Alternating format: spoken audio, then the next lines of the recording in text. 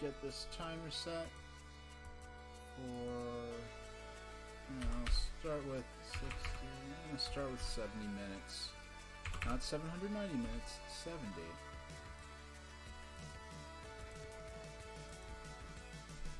Alright, and we're going to play Mario Pinball Land.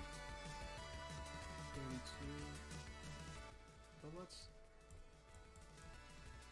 let's turn down the music and start by reading the manual, because last week we finished Mario Party Advanced, and then when we got down, I had Mario Pinball Land queued up to go afterwards. Oh. Yeah, okay, I just had to make sure my mic was on. Yeah, so I had Mario Pinball Land queued up to go on afterwards, but I didn't have it, I didn't think to have the manual set up, and this seems like the kind of game where you'd have a lot of things that you really kind of need the manual to fully understand. So, I'm just gonna look through in detail now. Mushroom times. Now, am I gonna... No, excuse me, I didn't mean to do that. How do I get a full screen? I full screened it and I don't know how to get out. Oh. Well, actually, we might as well leave it here. We might as well leave it on full screen for the moment. As long as it's working right. Alright. Okay, so... During the unveiling ceremony... This is the lore of Mario Pinball Land, okay. Or Super Mario Pinball, whatever it's called. During the unveiling ceremony for the new, quote, Sky Cannon at the Fun Fair, Princess Peach was accidentally blasted off to Bowser's Castle. The Sky Cannon, an amazing new transportation device that launches people to new destinations, got off to a rocky start because of this shocking turn of events. And then all the screenshots here are captioned Princess Peach before the ceremony. According to eyewitnesses, the mishap occurred when this isn't a mishap, this is like apparently deliberate sabotage. According to eyewitnesses, the mishap occurred when a pair of shady Goombas altered the cannon's direction. Within moments, they had locked up the castle with Princess Peach trapped inside. Goombas aiming at the cannon at Bowser's Castle. Without a moment's hesitation, Mario leapt into the cannon to rescue Princess Peach. If Mario collects 4 star keys, he'll be able to get into Bowser's Castle. To do that, he'll need to confront many challenges and defeat the bosses who hold keys. Will he be able to rescue Princess Peach? How does it work? Before you can ride the Sky Cannon, a special pinballer squeezes you into ball. Before you can ride the Sky Cannon, a special pinballer squeezes you into ball so that squeezes you into a ball so that you can fit in the cannon's barrel. The pinballer also makes you surprisingly rubbery so that you bounce harmlessly when you land. This is all cute and everything, but Mario 64 already established that people can travel via cannons without being squeezed into a ball and can land safely. Getting started. If this is your first time, you have no save data. Oh, you can save your game. I didn't notice that. Keep playing your game. Save and quit. No. I wouldn't have liked the fact that it seems like there was no sleep functionality in this game, and being a student at the time, and going on lots of bus rides and stuff, the Game Boy Advance games with sleep mode were a godsend before, DS made it a hardware feature where you could just close the lid whenever you want. Number of stars, number of yellow coins, your score, blue coins, number of lives Mario has left, control Mario with the flippers, aim at Mario at enemies to damage them, aim at objects that appear on pinball board like treasure chests to activate them. Start at the Fun Fair. If you begin a new game, Mario starts at the Fun Fair. See page 19. Hit the Sky Cannon to activate it. If you hit it again, Mario falls into the cannon and can blast off to another stage. Press LR simultaneously to stop Mario from entering the cannon. Choose the stage you want with the target screen. Okay, we figured that out. Defeat enemies, get a star. If you defeat all the enemies or meet certain actions, a star appears. If you have enough stars, hit any door that has a number equal or less the number of stars you have to open that door. But entering the stage again later. If you complete certain tasks like defeating enemies in an area where you've already attained a star, a question mark block might appear. If if you hit that question block, you'll see a bunch of items start flashing on the screen. Press the A button to stop the items. Why don't you say to stop the, like a wheel will spin or a roulette will start? Okay, so that we find the boss and beat him. Each stage is a boss. Find him and beat him, and a star key will appear. Now, once you grab the star key, use the star key to enter the fiery stage. If you get high score, time attack mode. Okay, pass between areas. It seems it's just saying the general. Okay, here's something I need. Items and enemies. Yellow coin, yellow and blue coins. Red coins appear when you get a star. When you press right switches, collect all of them to get a star. Star keys get from the bosses. The pipe blocks the drain. Mega Russian makes Mario bigger. Mini Mushroom makes him smaller. This mushroom gives Mario 1 extra life. Yoshi Egg appears on the stage. It doesn't even explain. An Yoshi Egg appears on the stage. The pipe also appears for a short time. The Yoshi Egg is basically multi-ball. Invincibility Star Mario becomes invincible for a short time. Wow, these are all the enemies. There are only 8 types of enemies in the game. I mean, it is I don't know, it just seems very limited. And that's the whole manual. Okay. Okay, so how do I quit? How do I just need to exit. Okay. There we go. Okay, so we're done with the manual. So we can turn off the music. Let's turn on the game soundtrack. And let's go into the game, because last time I started it sort of blind and just went into it without even reading the manual, which if I had been thinking in advance, I would have had the manual up. When it's possible, or when I think it'll add to the stream, I do add the manual, or if I think it's a game that will need a certain amount of explanation. Alright.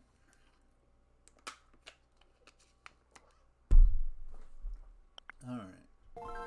Manual was not as interesting as I was hoping. There's very little lore to this. And I kind of said this last time. Now, I've played Sonic Spinball in the past and never played it on stream. I will someday, because I do have the cartridge for it and I have a Mega SG console.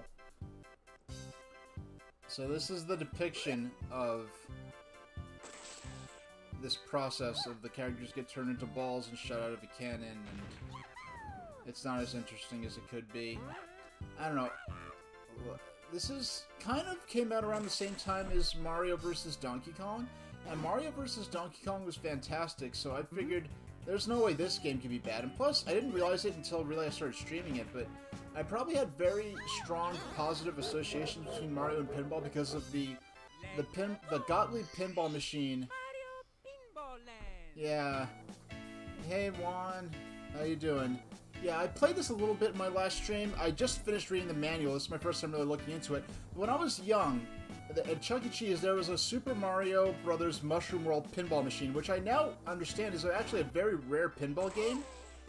And it was one of the few, not many pinball machines were ever built that dispensed tickets for prize redemption. And it was kind of a smaller pinball table, too. And I had a lot of fun with that, you know, in the 90s. And let's see, let's try, what kind, oh, it just loops, okay. I guess, let's try this one. Yeah, I wish this game was as good as Pokemon Pinball for Game Boy Advance. I was fascinated by this game because it came out right around the same time as Mario vs. Donkey Kong, which I loved at the time for my Game Boy Advance SP, and I had a black Game Boy Advance SP, which was a very rare color in North America. I actually imported it from Japan before the Game Boy Advance SP was even officially announced for North America. Like, so people didn't even know what the Game Boy Advance SP was, and I had one, and it looked like one of those flip phones at the time that all the cool teens at the time would have wanted. So it went from, like, being the dork with the purple toy-like Game Boy to having this cool, sleek-looking device, which, as being a self-conscious teenager at the time, I was appreciative of. And last game I played on stream was Super Mario. No, it was Mario Party Advance. And someone in chat said that Mario Party Advance got a worse Metacritic score. Not that Metacritic really matters that much in real life. Got a worse Metacritic score than this game. Saying, I guess for years I've been hearing this game was so bad, and I always did like Mario Party Advance, even if it is very frustrating at times and has its shortcomings and balance issues. But what I thought, now this is such an interesting mix, because this font for the scores and the numbers, very clearly taken from Mario 64, which at the time was seemed, by 2004, Mario 64 seemed kind of like a throwback game a bit already. But then some of the sound effects are taken from Mario Sunshine. And at the time, Sunshine and 64 would have been the two most recent 3D Mario games, because we didn't get, like, the Wii wasn't even out yet. This was 2004, Wii wasn't even announced yet. We still knew it as Revolution. We didn't even see the prototype box for it when this game came out. But I do just remember appreciating what the time and the 2000s, early 2000s, I was really, well, in the later 2000s as well, but especially in the early 2000s, I was really a strong advocate for portable gaming as something that deserved to be taken more seriously, and in particular in regards to Game Boy Advance. So when I could advocate for portable gaming by showing people, you know, oh, it doesn't have to look like a toy-like device. Check out this new model Game Boy. It's black. It's like a flip phone. It's a very sleek device.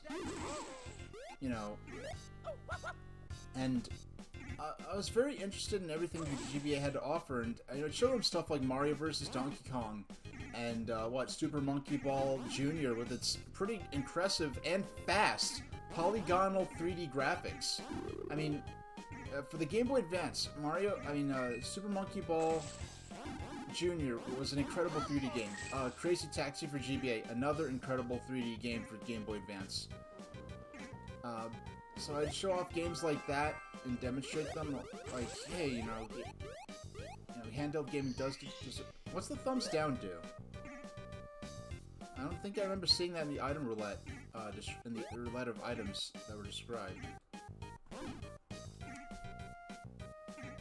Now, does anyone remember what the heck that chime is from? Because I know that da-na-na-na, like, that's like Super Mario Brothers, but I don't remember that da-na-na-na, da-na-na-na. Is that from Super Mario World? Because I haven't played Super Mario World in such a long time. Which I will be playing it on stream eventually. But for now, okay. Let's see how far I can get. Because I already have 1 star, so I can get at the very least I can get the door on the left. I played Sonic Spinball in the past, never on stream. I haven't played it in years at this point. I played it originally on the Wii Virtual Console, now I have it on the Genesis. I have it on the good Genesis Mini, not the At Games one. The one that came out like a couple years ago now, or a year ago. So I have it on there, and I have the cartridge and an analog Mega SG console. And so I will be playing Sonic Spinball probably from the original cartridge using my FPGA system. But I guess, hold on. There we go. But I feel like Sonic Spinball felt like a Sonic game. In the sense that I felt like I was playing as Sonic, and then I'm in Sonic's world, going on a mission against Robotnik. Whereas this feels like I'm playing a simulation of a real-life Super Mario pinball game that never existed. Like, I feel like I'm playing a Mario, like, if this makes sense. This feels like I'm playing a Mario-themed pinball game, whereas Sonic Spinball felt like I was playing a Sonic the Hedgehog game with pinball elements. And in that sense, I feel like the theming maybe was a lot... I mean, they were trying to do different things. Like, Sonic Spinball was a flat-out 2D game, so there are moments where it felt more like you're playing a Sonic game. Whereas what we've got here is more like, as this pseudo 3D view, and I feel like I'm playing a pinball table. it's kind of funny because I remember I was more of a Sega kid when like Sonic Spinball came out. I didn't have a Game Boy yet, but I remember Sonic Spinball coming out roughly around the same time as Kirby's Pinball for the Game Boy. And I knew that I didn't know much about Nintendo stuff, but I knew Kirby was Nintendo. I remember seeing lots of commercials for Kirby's Adventure, well, Kirby's Dream Land and Kirby's Adventure. And pretty much I felt like Sonic Spinball and Kirby's Pinball were kind of were counterparts from Sega and Nintendo respectively. It's kind of funny how Nintendo, like Mario was only really beginning spin-off games and stuff like Dr. Mario and some other puzzle games like that. And like there was the NES Open Golf, whatever. But they weren't, and there's Super Mario Kart was out by then, but there wasn't a ton of Mario spin-offs like they would be by the 2000s. So I was kind of interested in why they didn't make a Mario pinball game to go up against the Sonic pinball game. And mind you, at the time, I was a Sega kid. I didn't have a Game Boy until '95, and I didn't have a Nintendo home console. Extra ball, that's nice. And I didn't have a Nintendo home console or any home console until '96 when I got my N64. Because my first system was Game Gear. So I was a Sega kid through the Game Gear. And so I have an interesting perspective on what a Sonic game could be like, or what a Sega game should be like, because I really grew up with the 8-bit Sonic games and Sega games through the Game Gear, which was, and some of my memories or nostalgia for Sega kind of more resembles what I've seen a lot of European gamers account for, because in Europe, the NES, and Europe and the UK, the NES had a weird launch rollout where there are several different versions of the NES, and they all had different, the systems and games all looked the same, but they weren't cross-compatible somehow. So there was like one called the Nintendo Entertainment System NES version. There was one called the Nintendo Entertainment System Mattel version. Then there was the Nintendo Entertainment System, like, European version. Like, so they're weird, identical-looking versions of the same system, and the games were very expensive, whereas gaming in the 80s, and as I understand it in Europe, and especially the UK, was more based around home computers, and when it came to consoles, it was really Sega that was more dominant, whereas in North America, the Master System barely made a scratch. In the UK, it was actually pretty popular. And so, and in the UK, Nintendo, Sega supported the Master System up through the mid-90s. So a lot of my memories of what, Sega was like and what Sonic games were like were kind of... And if you don't know, the Game Gear is effectively just a portable version of the Master System. I think it could display, like, slightly more colors. It's like 1% more powerful or something like that, which makes it so that you can't just take there's no, like, converter where you can just play Game Gear games on the Master System, but there is a converter that lets you play Master System games on Game Gear. And because of that, it was very difficult to play actual game consoles, like actual Game Gear games on a TV until the Analog Mega SG, which was the first... I got my Analog Mega SG specifically for streaming, and because I have the Game Gear cartridge adapter, so I was able to play. My first stream was Sonic the Hedgehog, using my actual childhood game cartridge of Sonic the Hedgehog. From when I was a kid, which is pretty awesome. But long term, I think. Well, I've gone back to Sonic every once in a while. I actually also owned the Master System version, which I imported from Europe. So I have the Master System and Game Gear versions of Sonic. They're very similar games, but like they're different enough that for speed running purposes, they're their own unique categories. They're different. There's some things. Both the Game Gear and Master System versions It is said that the Game Gear version's a lot easier, but I feel like in some ways the Game Gear version's harder, maybe because of due to the aspect ratio of the screen being different. You can't see as much of the stage. But then there's like one level, like Jungle Zone Act 2 in Sonic 8-bit for Master System. That game is pretty much, well, that level has ratchet scrolling, which is the kind of scrolling like in those vertical scrolling levels of Contra or Kid Icarus, where once you scroll up, you can't scroll back down. It assumes that anything below the bottom of the screen no longer exists within Sonic's world. So Sonic will fall down a bottomless pit to his death. Oh, that's cool, actually. It actually rolls over the pyramid. That's very interesting. That's actually probably one of the more impressive conceptual things I've seen so far, is that it's actually treating the sides of the pyramid as a 3D object. And it looks like I'm gonna have to roll up to hit the kleptos, as they're officially known, or they're just the buzzards, but oh shucks. Why do I have to get... oh my gosh, it's too easy to... When I get back up there, because now I have 2 stars, so I can go through that middle door, and I need to get more... I'm guessing that counts as a boss, that thing there? The music isn't so high, it's kind of just... it's passable. I wouldn't have been especially impressed with this game. I'm kind of glad. So I just used the pipe item to block the outlane stop. Oh, I see! When you hit the sphinxes, it makes the pyramid go higher, which lets you get more height off of.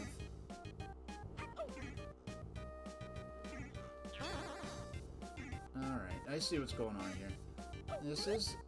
This little challenge here is actually probably the most of an impression this game's made on me so far. Pokemon Pinball Ruby and Sapphire, which was sadly the last game in the Pokemon Pinball series, which is kind of absurd given the DS with its vertical 2-screen format, would seem like the ideal game, the ideal console for pinball-based games. And okay, collect. Come on, let me collect it, please. There we go. 3 stars. So let's let Mario exit the stage here. Actually, why don't I just sit up here and collect as many points and coins as I can until I end up getting a ball out and I drain back down to the next stage below me. Because this game does require backtracking, like you go to one part of the stage and then go back. This isn't as bad as I imagined it could be, but it's Pokemon Pinball, which I have not played since maybe 2013. Oh wow, if I get the pyramid all the way up, is there a way I can... is there going to be something I could enter? Actually, yeah, I'm glad I didn't deliberately let the ball drain out now. Alright, another star.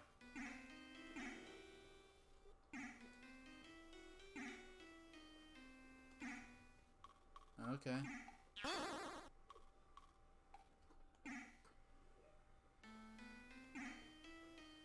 Okay.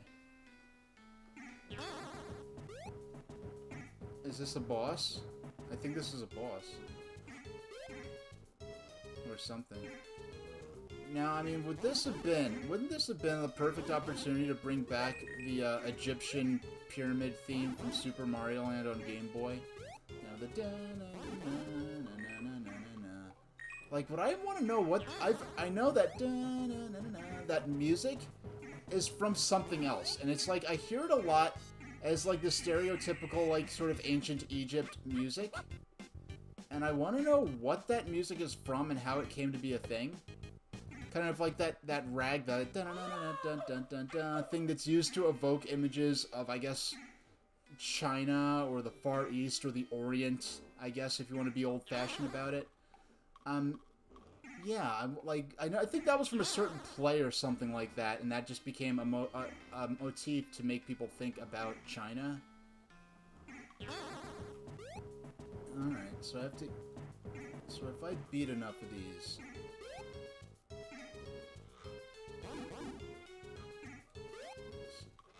Oh my gosh, so I have to get those 3 guys. I have to get the 3 switches.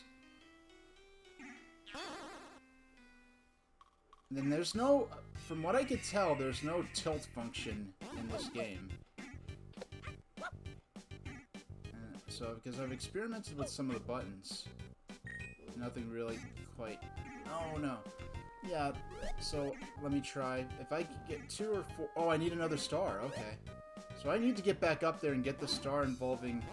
Hopefully I don't have to redo the entire...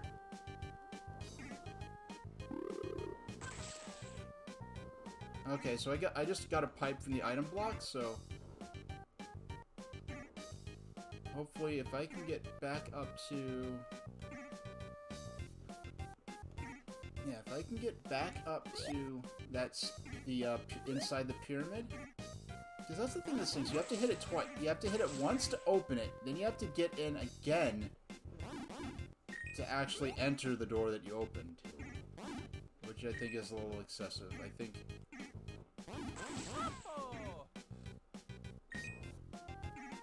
Okay. Oh, no, no, no, no, no. Oh, no, not happening.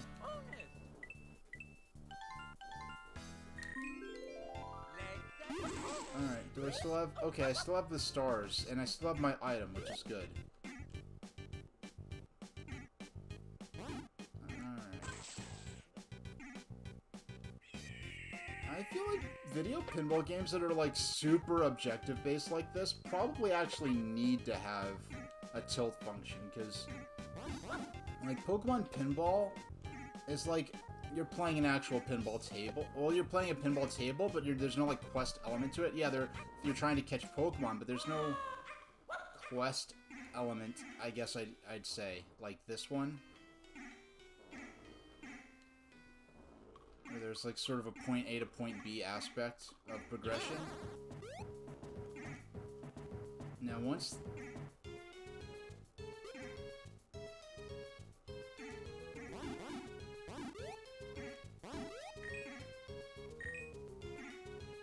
Come on, come on. So, see... Oh my gosh. Oh, I guess the point of that is you can't let the snakes go into the... hole.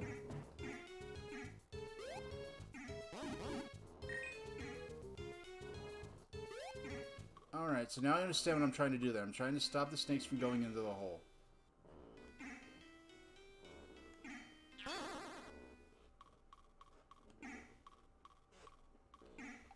And I'm about to lose my stopper. Darn.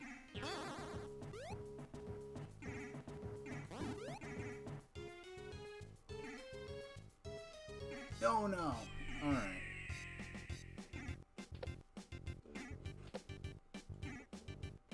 Alright, there we go. Yeah, so I need a... Yeah, so we got that. Because you get a free stopper for a certain amount of time when you re-enter a table, it looks like. Now, like, if they could be an on-screen prompt, like, protect the hole or something, or stop the snakes. Darn. No, I almost had it. And I'm about to lose the stopper.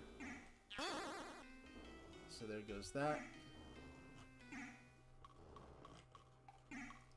And...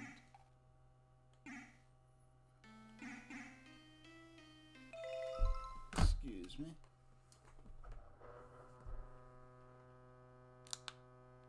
Alright, just gotta, take a swig here. Alright.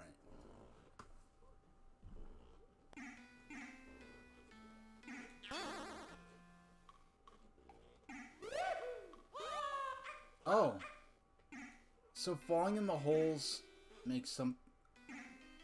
What is I thought that would be bad, but apparently I could access a shop here if nothing else.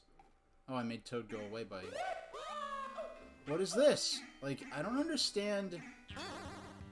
Is this the boss? So this is the boss. Oh wow, is this... Is this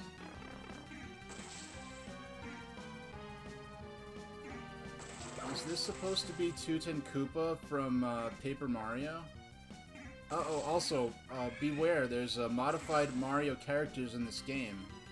So, I just don't want anyone who's a fan of Mario to look too closely at this, because having modified Mario enemies might damage the goodwill and reputation of your enjoyment of the Mario franchise. Yeah, according to sources. So is each of these like a unique way, a different way to earn the same star? Or... Because I think this game's biggest flaw so far is like just kind of unclear objectives. Because I don't know what...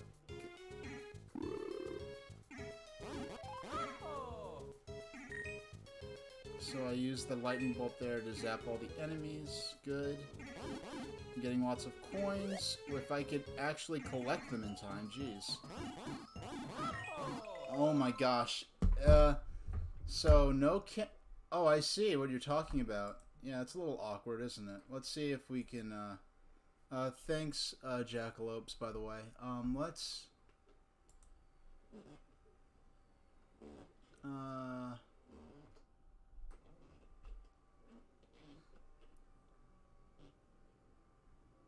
Am I gonna have to... Yeah, I'm gonna have to get up. Okay, I'm back. And while I give people a chance to re-enter the chat if they choose to do so, all I want to do is flip the camera. I just want to invert this to flip horizontal. There we go. Because now it looks like when I look at my monitor that I use for the broadcast software, it actually looks like I'm looking at the game instead of... Because I find it really distracting looking at the VOD before I inverted it, it looks like I'm looking away. Like, it looks like I'm looking away from the monitor like this. And from the actual game, and that's very annoying to me. I want it to look like if I'm not looking directly in front of me, which is where the webcam and the monitor with my Wii U running on it are, then I at least want to look like I'm looking at the Alright, so this is the game where you... Oh my gosh, I did not last in there long. But in that game, you basically have to defend the snakes. You have to defend the hole from the snakes. And I do need at least one more star, and that's not even including the boss stage.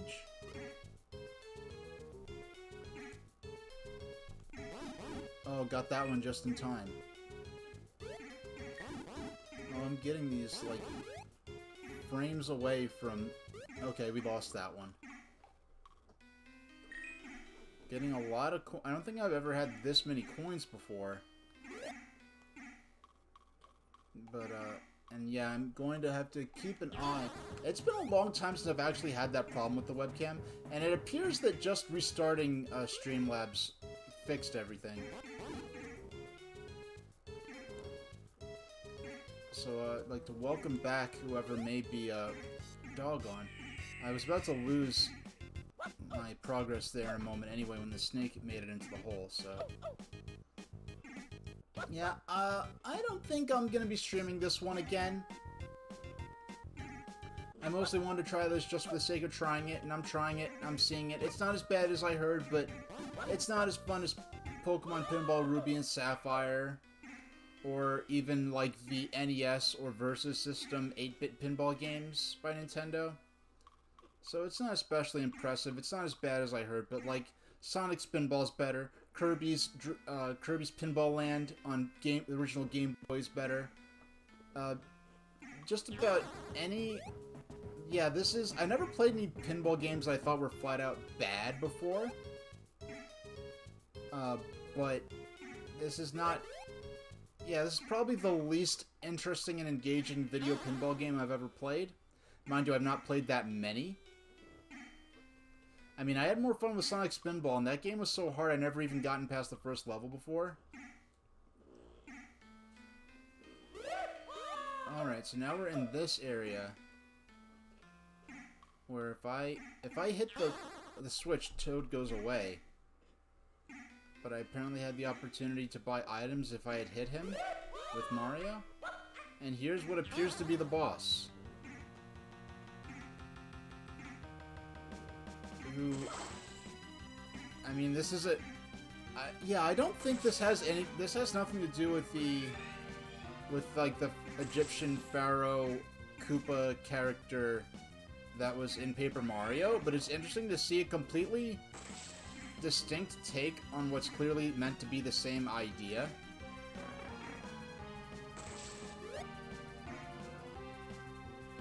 I mean, now the music's slightly hype. It sounds...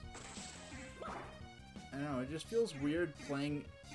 I feel like there's not a whole lot of risk involved with this, so I don't feel like the stakes are as high as maybe they should be. And it's not every day I complain about a game being too easy. Usually I go for a game on the easiest difficulty possible. And it's not like I'm out to seeking a hardcore challenge in my games.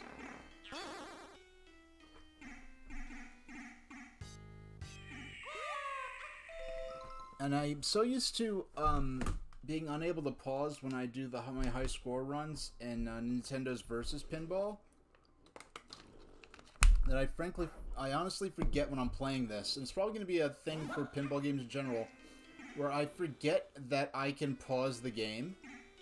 Because in Nintendo Versus Pinball, which is a game I've done high score grinds for in the past, and we'll do so in the future, occasionally. What I usually do is play, well, the thing is, because it's an arcade game, it's an actual direct ROM dump of a Nintendo arcade game, and you can't pause in arcade games. So I got so used to playing that game and being unable to pause. The only times I had to pause were after I got a game over, or when I got a ball save, because there's this little animation where Bubbles from Clu Clu Land pulls the ball out of the drain.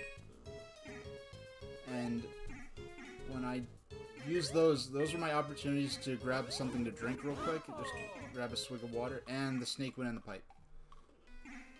I mean, I'm guessing I'm gonna get a star if I stop enough of the snakes from entering the hole. Oh, come on. I don't know, sometimes I feel like it's asking for too much precision in relation to what it wants me to do. Like, if I was just trying to score points, I probably wouldn't have that complaint. But there's also this sort of linear progression going on, where these goals aren't especially... Maybe that's why there are multiple chances to do stuff, I guess? Oh, come on. Oh, I've nearly gotten 50 coins. Okay, now we're down to this level again. Alright. Only item worth getting right now. Now, should I get the stopper? Actually, notice how the green circle and the red X are for yes and no? That's very interesting, because I think Fuse Games, that just strikes me as an American-sounding developer. And because of all the weird use of CGI in this, I want to think this is a US or European-developed game. And whereas the red circle and the green circle and red X for yes and no are kind of a Japanese thing.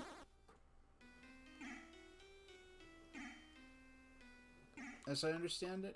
But yeah, I got the lightning bolt, so when I go back to the snakes... I'm not going to use it here. So if I hit the obelisk, I turn into Giant Mario? Yeah, that seems to be the thing.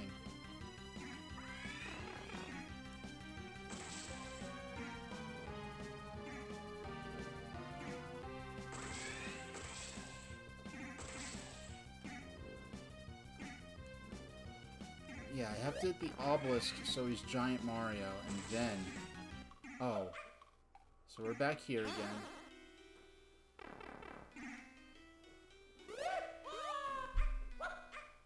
Unfortunately, you can only hold one item at a time, so...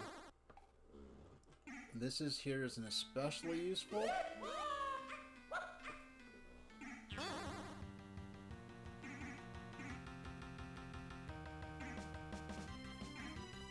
And... Oh.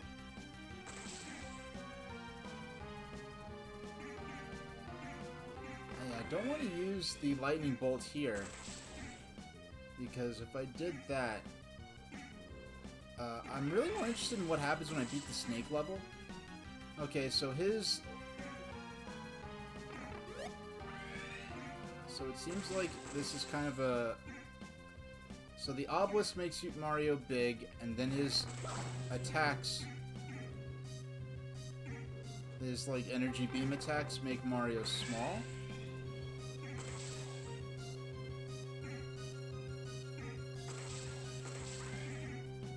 Yeah, this kind of almost sounds like third-rate Final Fantasy VI music, which, I mean, third-rate Final Fantasy VI music. Final Fantasy VI is such a high tier that being that's not necessarily a... But this is some of the most...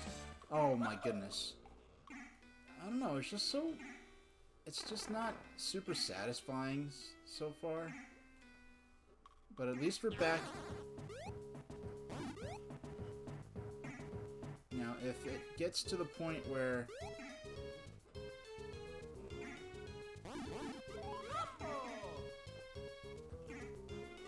I didn't want to use that so soon. Oh my... It just knocks you back down. Oh my gosh. This is not... That's the thing. It's like so close to being good that I'm enjoying it, but I'm not really engaged properly. Yeah, this will probably be the last stream I do of this game.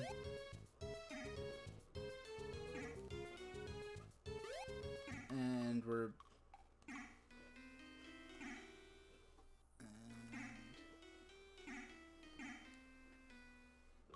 Come on. And there we go.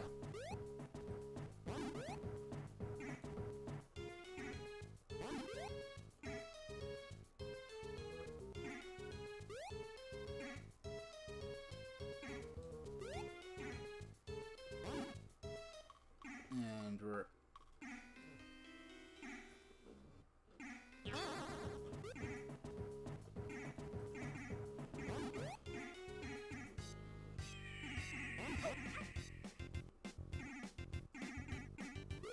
Wow, it's been a while since I made it all the way down to here again. I better be careful. I might actually get a game over. Or might actually lose a ball.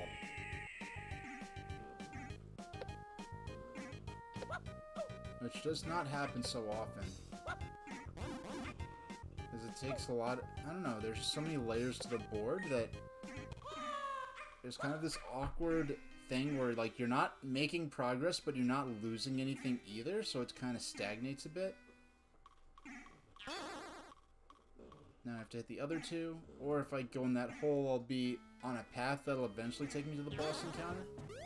Okay, but hitting the middle one automatically starts the boss encounter. Oh, come on. Oh, wow, I actually got him on, like, probably the last frame before his... Alright. Come on.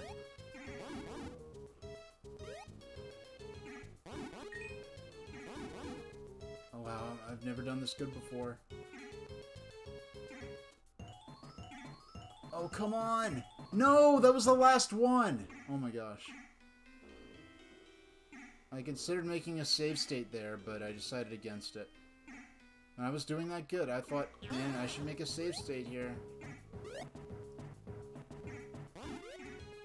And I really want to see what happens if you get all the snakes. Alright.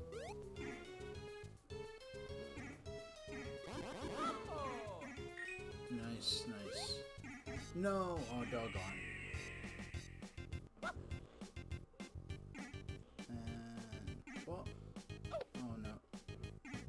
I have to do is get back in the pyramid. There we go.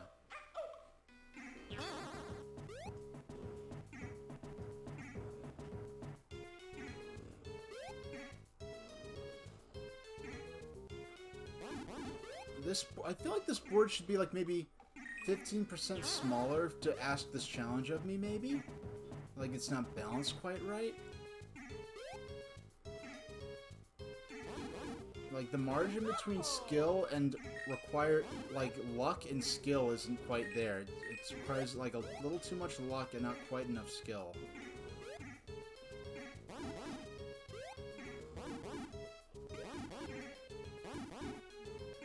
No. See how far I got there?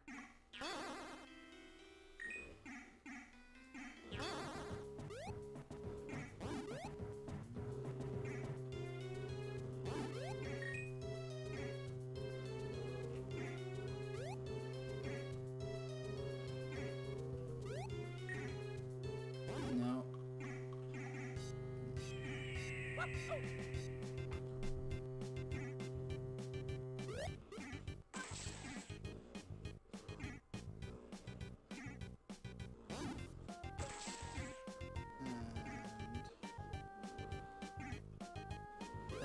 Okay, so we got the door open, now we just gotta get back up there. Almost.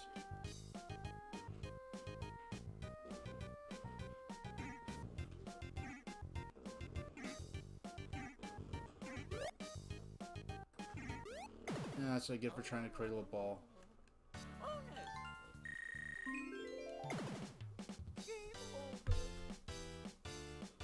I don't know. Let's keep going. We'll give this game a fair chance. In 15 minutes, I'll take my 5-minute break, and I'll give it another hour. And that'll probably be it for this game, no matter how far I do or don't get. I mean, I do have 3 stars still, but I guess if I go to... I get to keep the stars even after a game over. So I'm guessing... Even if I go to... If I go to, like, a level other than the desert level, will I still be able to go into doors with that many number of stars in it? Oh. I need 10 stars to go through here, wow.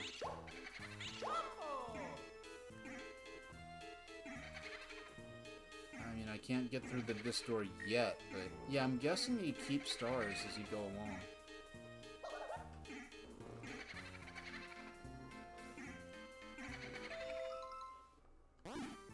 Yeah, and there's no...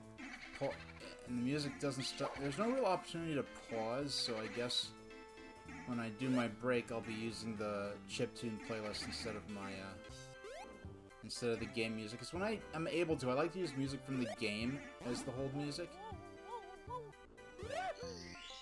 Alright. Let's try this stage again. And I have a little more of a sense of what I'm supposed to be doing. But I have 3 stars here, so I can... So 10,000 points. I mean, I don't know. If you could start an infinite number of times, do points really matter that much? I don't feel like it does.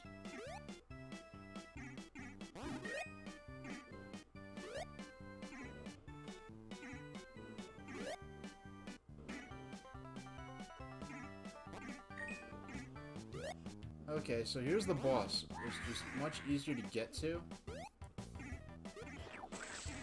I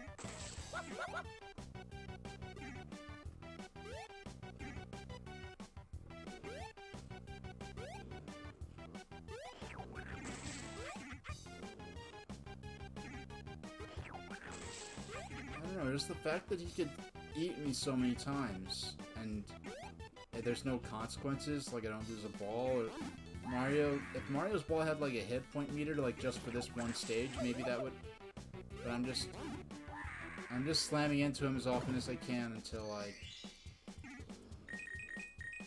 And I do think this is the first time I've beaten a boss character. Alright, come on. Please, let me have it. There we go.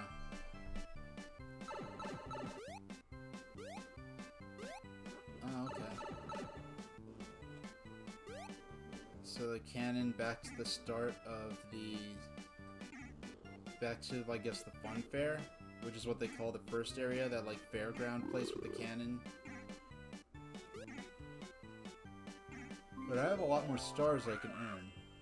I'm not gonna use them now, though. I mean, a lot more coins. I'm not gonna use a lot more stars I could earn, and a lot more coins I could earn.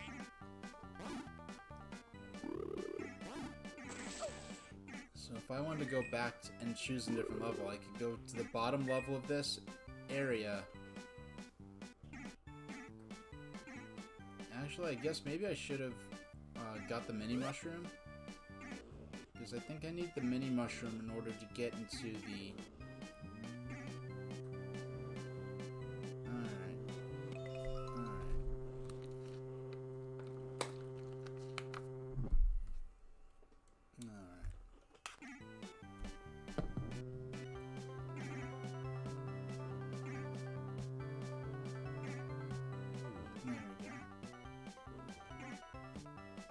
Please, I hope... Well, I already have an item here. So this isn't especially useful, but...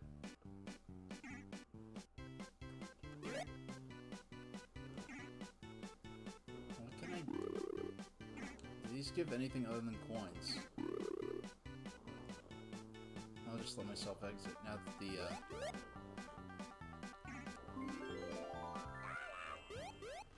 I can't even buy a mini mushroom, so... Oh, I did not mean to do that. I meant to exit. You know what? I interpreted the pipe in that moment as being, like, an item to, like, well, an option to, like, a pipe is a way to leave, so I wanted to leave the stage. And yeah, that's what, like I said, there's the green check mark, and, well, the green circle and the red check mark. And that's what I was supposed to use. I was just supposed to press B in order to leave the shop. And I never really heard of this developer before, so it's weird when I hear of a developer that I never even took note of before in any way, working with Nintendo like this. Because, like NST, for instance, I think they did the Mario vs. Donkey Kong games. Well, they certainly did that first one that I actually liked. Oh yes, this is actually exactly what I wanted. I just have to wait it out. I'll try to get that next question mark block while I wait for the stopper pipe to disappear. It's disappearing now. Alright, let's let Mario exit. There we go.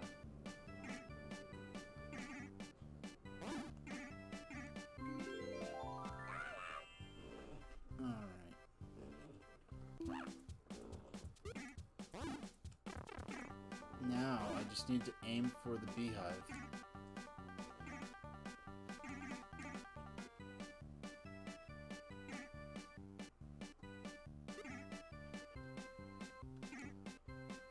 Because I need to hit... If I hit the beehive while I'm Mini Mario, or Small Mario, whatever you want to call him, then I'll be able to go inside, and I think there's a star I could earn. And I'm in this weird limbo where I don't have enough stars to... Oh, come on. Now I can't even get in there.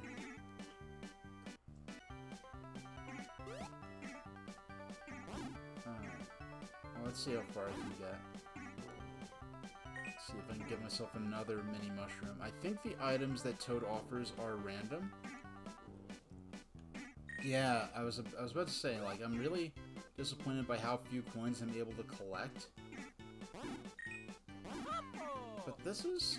It's interesting how in both this and Mario vs. Donkey Kong, Nintendo was, or at least a lot of weird, like, CG-ish Mario-type stuff was appearing on the Game Boy Advance, because, like, in Mario vs. Donkey Kong for the GBA, like, his sprite, which I will be playing eventually,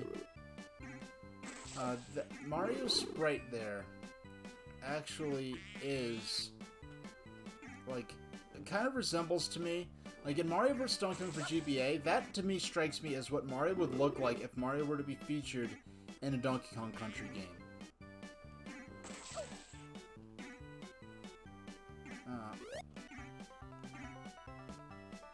And Mario vs. Donkey Kong, like, only...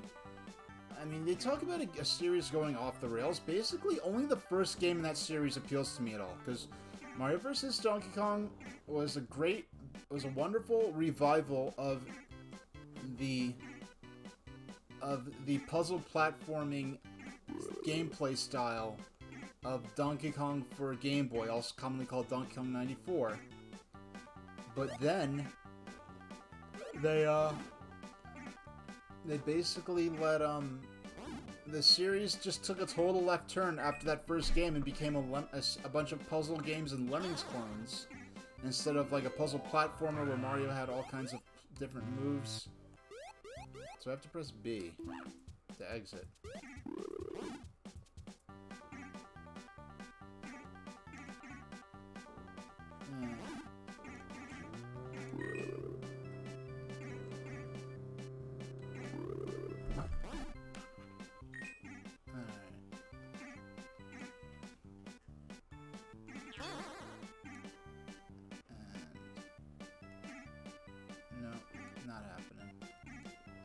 Tried to get lucky, but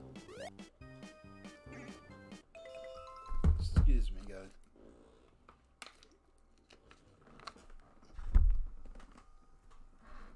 Yeah, just gotta take a little water. I mean, I might as well exit the stage because I really don't have enough stars to make any progress here for now. Did beat the boss, which means I could exit the level. Apparently, if I don't have...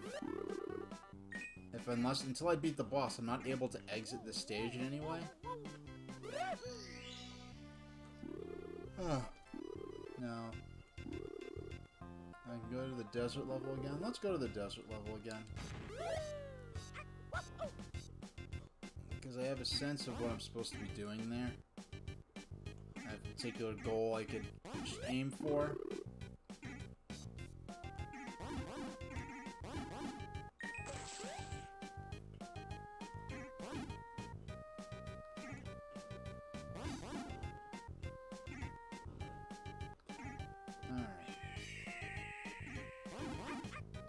Oh yeah, because so I have to redo this.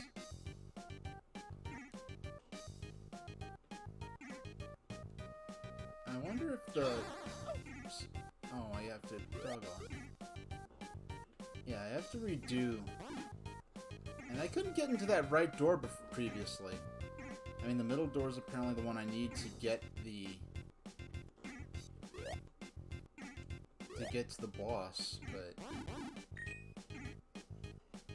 I'm guessing that field, like the green grassy land kind of areas tend to indicate like the beginning or the easiest level of Mario areas.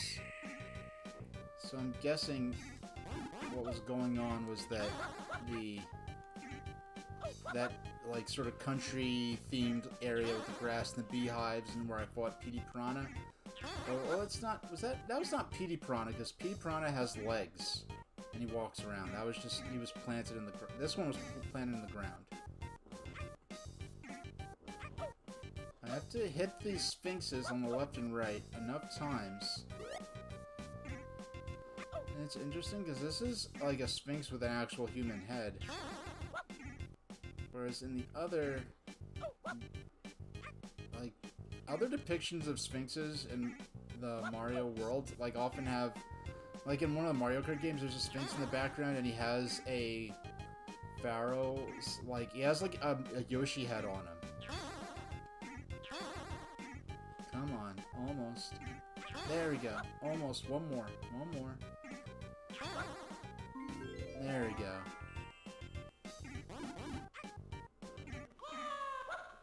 So, time to stop the snakes again.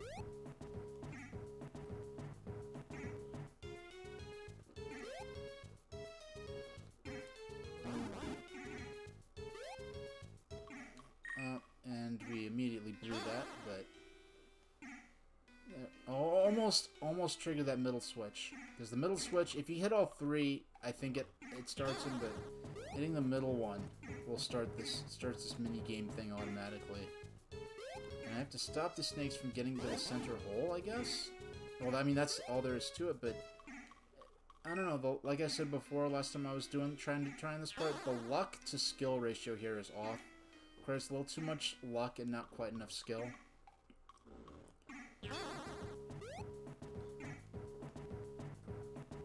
And you could access the boss without doing this, so I'm guessing doing this challenge just lets you get... Okay. Next time I trigger the snakes, I'm going to... There we go.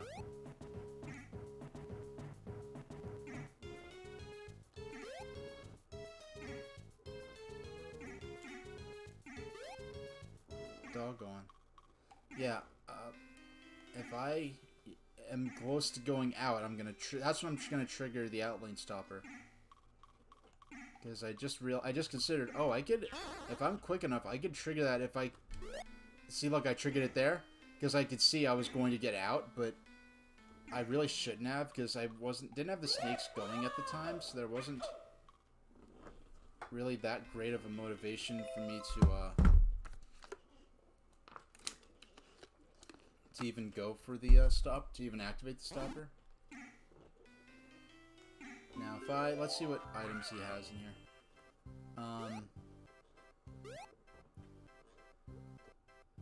I'm gonna buy the Yoshi egg, which basically it's basically a multi-ball mode when you activate the Yoshi egg. That, I think, will give me...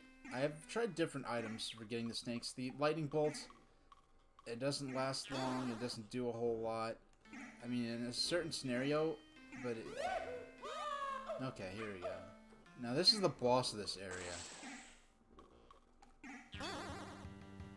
And I think the point of this is to hit him while you're enlarged. Hitting the... Oh, my goodness. That didn't last long. Hitting the obelisks on the left and right. Alright. I'm going to take a 5-minute break. We'll be back. And well, a 6-minute break, rather. And we'll be back. And, hold on. Okay, there's my other timer. I have many timers I use for this, so...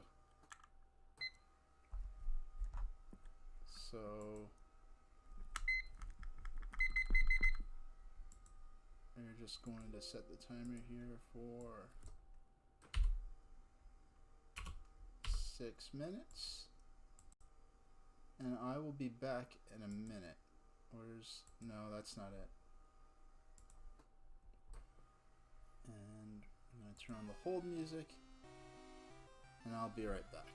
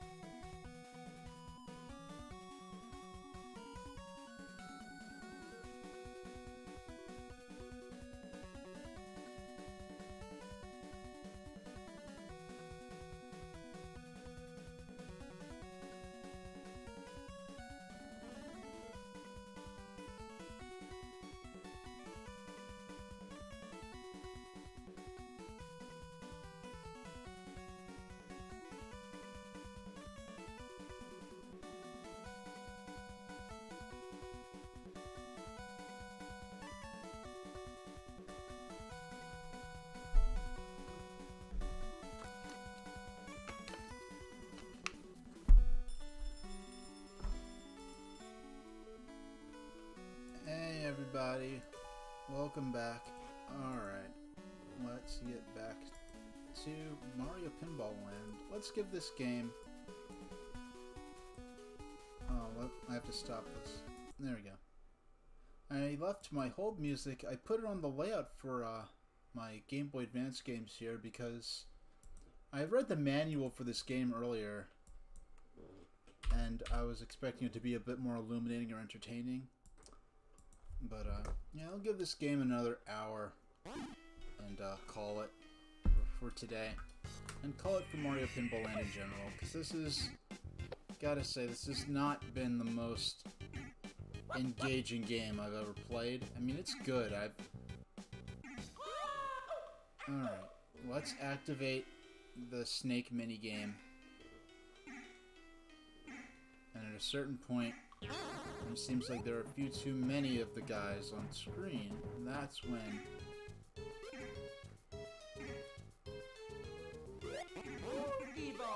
Oh no. I activated the multi-ball.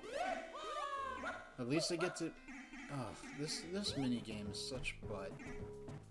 Wow, I've never activated these Shy Guys before.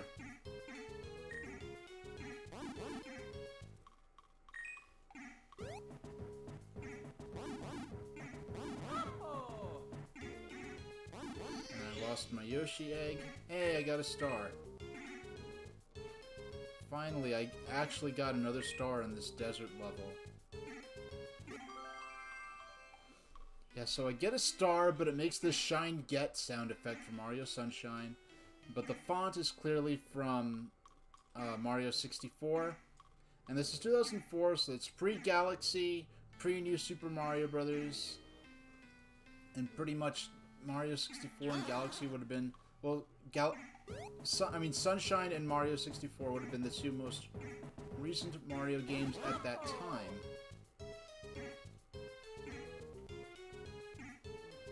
Yeah, I was worried I wasn't gonna get those coins. And I might as well rack up some coins here, because I'm gonna need some kind of items to beat that snake minigame if I'm not gonna flat out cheat. And the reason I never really used save states to cheat before in a game before Mario Advance, no, before Mario Party Advance. But the reason I did that is because there are these casino mini games that were almost entirely luck based, where you had to win one more coin than where you started with. But with the sheer dumb luck, it was just very difficult to play the games. And then each time you lost, you had to go through this long intro sequence again. Now here's this boss. I haven't been particularly concerned with beating this guy, but like, once you enter the snake room, if you enter in a few different rooms, there are a few different rooms you could get taken to from the snake room from the looks of things, but eventually it'll take you here.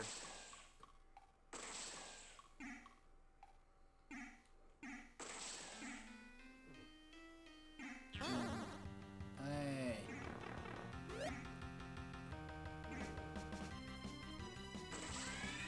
And the obelisks appear to enlarge Mario, while the electric attacks that come from the obelisks shrink him down, and you have to hit the Koopa, the Pharaoh Koopa guy, while he's... Oh, you have to hit him from... Oh, doggone. I was actually... Oh, wow, I got a free Yoshi egg somehow? I got a free Yoshi egg, and I've got the snakes going here. Oh, doggone, I lost the Yoshi egg.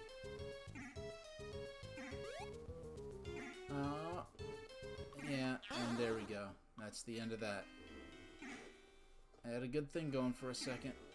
I still didn't get as far as that one particular time, when I probably should have made a save state. I considered making one, but I didn't. I figured, hey, I'm probably not going to play this game again on stream, so...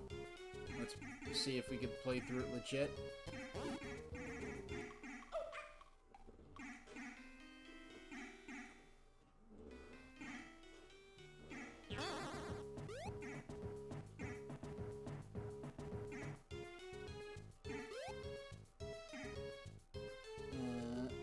Come on, come on.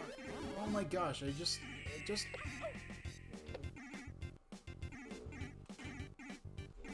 What? I could have used... Like, these eggs are randomly appearing now. I don't know why. If there's a mechanic to it, either I overlooked it or it didn't really explain it in the manual. Come on, gonna give me a Yoshi egg here? Oh, you don't get multi-ball here where I need it. It just gives it to me in the outside of the pyramid where I got clumsy there and let myself flip the ball underneath the flipper.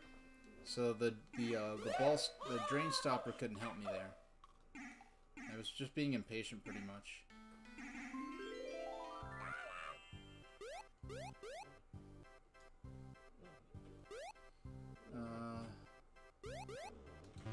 I don't have enough coins. Doggone. Yeah, I'd rather have nothing and then save up and get something useful like the Yoshi egg than spend it on something that's not really that useful just to use the coins I have.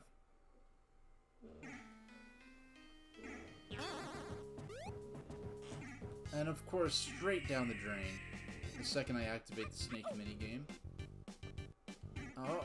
Oh, wow, we actually made it. Oh yeah, that's right, I do have 5 stars now. I can go to the door on the left, which I have not gone through yet.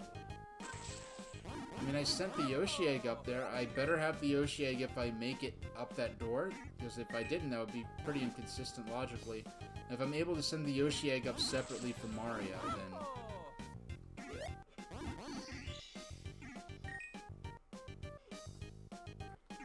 Hey! Oh, and the Yoshi egg is up there. Awesome. Oh, come on. That was way too easy to fall. I don't know. Yeah, so the next stream I'm doing is going to be on the 25th, Christmas Day itself. I'm going to be doing a public domain anime double feature of 2 public domain anime movies that are of the so bad it's incredible variety. I also have edited in commercials from the late 80s and early 90s for my personal VHS collection of, you know, videotapes that my parents recorded and that I would watch when I was a kid. I did it on Thanksgiving. I did a whole, like a 9-hour marathon just watching old commercials, which was fun. But for Christmas, there are other things I want to do on Christmas, so this would only take about 2 hours and change, the total stream, like 2.5 hours maybe. And so we get, and both the anime movies are an hour long, and with the commercials it's about an extra half hour. So it's something fun I could do on Christmas for those who are interested, because I've had people interested in saying, you know, if I would be streaming on Christmas.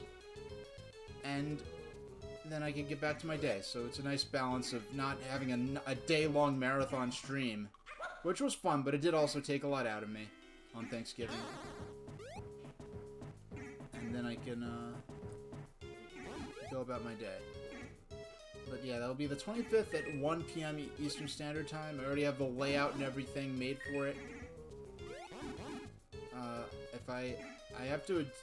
One of the movies is a lot louder than the other. So I'll see what I have to adjust my volume levels to for it all to work alright. Oh, come on. Almost. Closer than I've been in a while.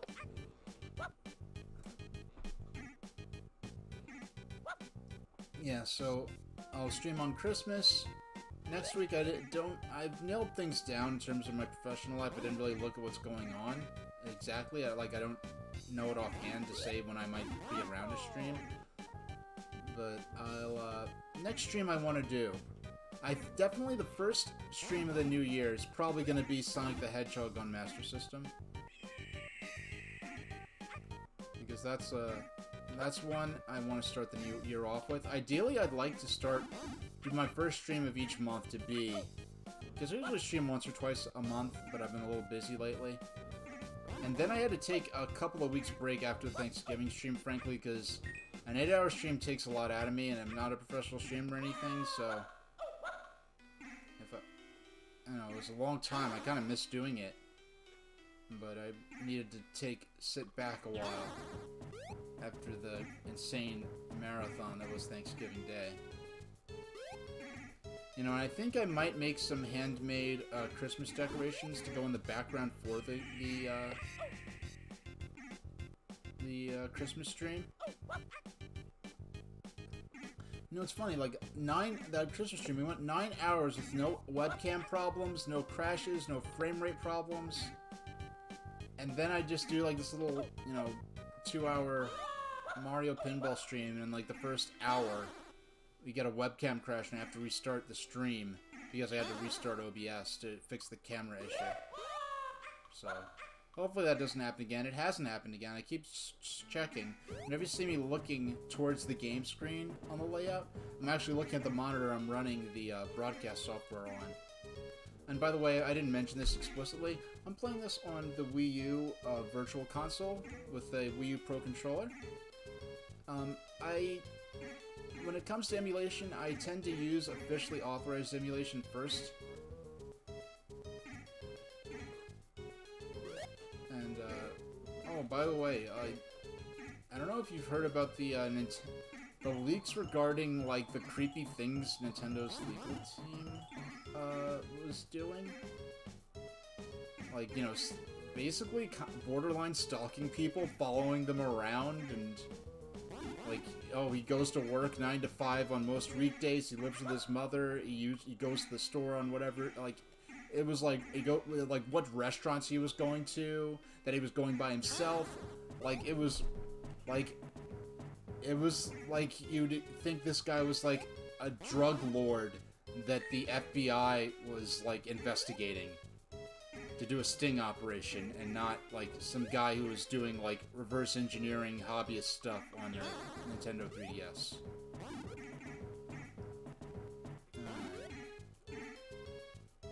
Alright. Time for a swig of water. Alright.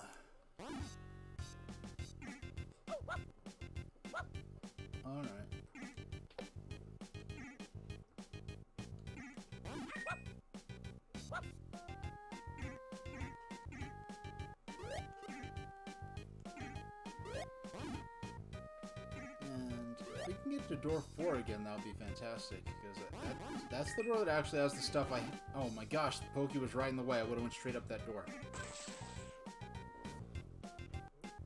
And, no, not quite. No. Back to the pyramid. Okay, the pyramid's not bad, because the pyramid, at least we know we could eventually get to the boss here. There we go. Uh-oh, right off the bat we activated the snakes. And I wonder if these guys are kind of supposed to be based on the Crobats from Super Mario Bros. 2's Desert. Oh my gosh, I knocked myself right under the outlane blocker. Or the drain stopper, rather. There's no real outlanes in this game.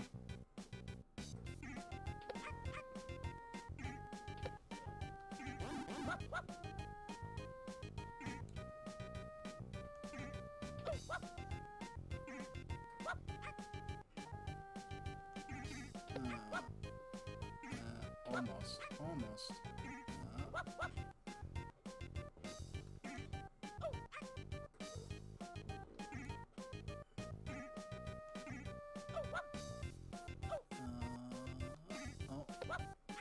Wow, this is it's been a while since I've...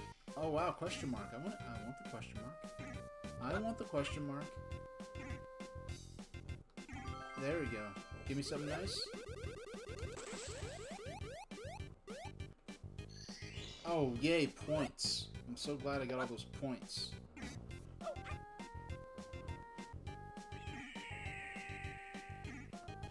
Okay, this is more like it. Just gotta, restart my...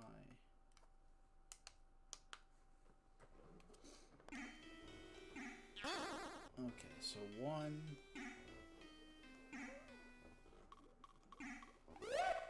Okay, so we're down here now. I have a lot of coins now. If I want to... I do, in fact, want to... There we go. Lightning bolt the egg. Let's get the egg.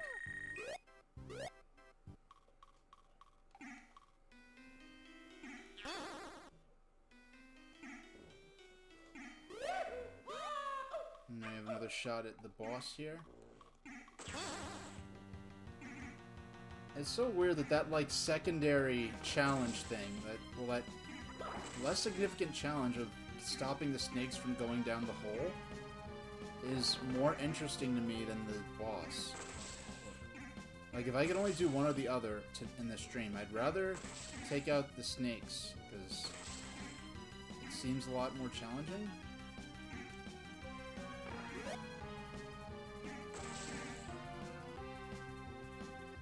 And this music, I really do like this music.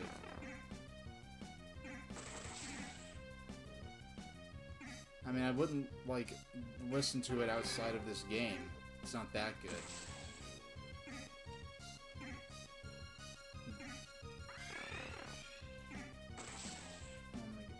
Yeah, but, like, touching the obelisk makes you big.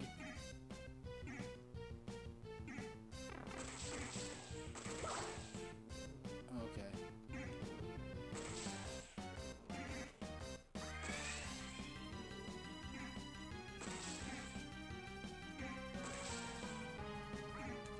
Come on, almost, actually. I have to hit him from the front for it to count. And I think that's a little silly. I came so close to... Like, there, I hit him, but I was still, like, I was transforming back to small mode, so...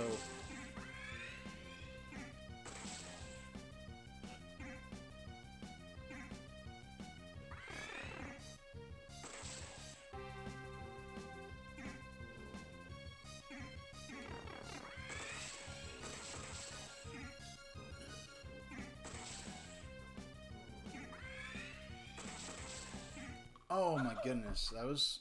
I don't know if I was further along, but I certainly was on the table. I was on the table, and I think that was the time I was on the table longest, but I think there were times where I was on the table a much shorter period. I got close to actually beating him.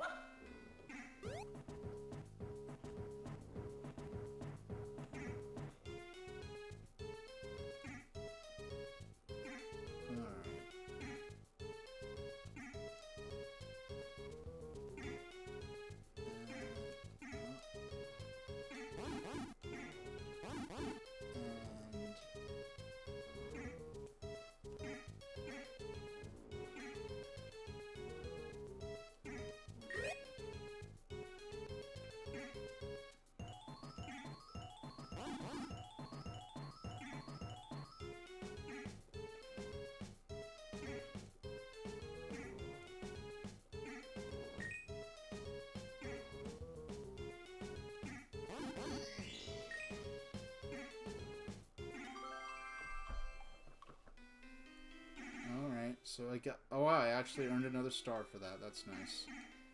Actually made a little progress. Might as well let the ball drain out now.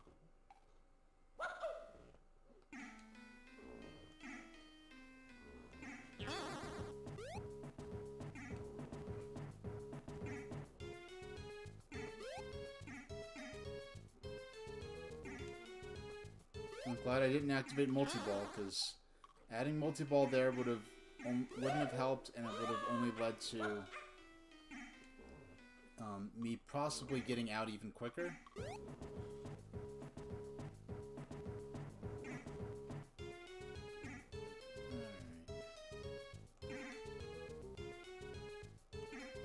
I'm just waiting for the pipe to disappear, the outlane blocker pipe. Because I'll get it all day here, where I don't need it, but then in the snake table, and that then it wants to stick around forever. Alright, it's disappearing. Thank good riddance. Bye-bye.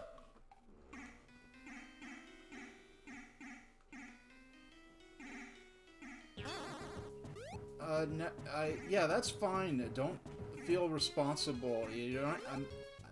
I'm not your professor on, like, a Zoom, like, Austrian economic philosophy course or something. You have to explain where you went while you weren't chatting. Yeah, these snakes have been giving me the blues. I ended up, yeah, restarting OBS did the trick. It's kind of funny because I streamed for, like, I did that ridiculous 9-hour marathon on Thanksgiving. And then, like, I barely get in, like, 40 minutes here, and I have to restart OBS over the camera issue. It wasn't the camera, it was... And the thing is, there was a time, like, maybe a couple months ago, where I had that problem a couple of times, but all I had to do to restart it, to fix everything, was, like... Unplugging and replugging the camera didn't do it, so I just opened up the software that came with the camera, and that was enough to get it to behave again. So I have the Yoshi egg, which is kind of your multi-ball here, and I'm just waiting for... Okay, the drain stopper's going away, because I want to get back here. There's the stage where you have to get all these snakes, you have to hit them before they enter the hole in the middle of the board. And I feel like the luck to skill ratio isn't quite fine-tuned here. So, but going down there, that eventually kind of leads you to the boss, so that's not a negative thing. But I'm just so annoyed because there's this challenge where you have to stop these snakes from getting into the holes, which I have to figure out myself. There's not an alert on screen that says, like, oh, stop the snakes. That's all it took. 3 words, stop the snakes. And I would have a clear idea of what I was doing. Instead, it took me multiple tries. You know, here's the boss of this area. I'm trying to... Not really too interested. I find the snake more interesting. I haven't beaten the boss yet. You have to hit him from the front. No, okay. Yeah, I have to hit this guy from the front.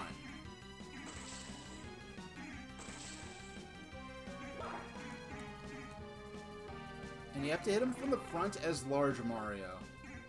And you become enlarged by hitting the obelisks. But if you get hit by the lightning bolts from the obelisk, then you get... No. Okay. That was close. I almost got sent out of the boss stage here. And so you have to be large. Oh wow, I actually beat him. I got a star key thing. Yeah, I'm probably not going to be streaming this again, to be honest, because it hasn't been especially engaging. But with that in mind, I'm just gonna... I have 6 stars. Let's exit. Let's go to another board. Because I'm kind of bored of this. Well, bored. Yeah, let's go to another stage, because I've seen everything this level has to offer. It's not especially interesting.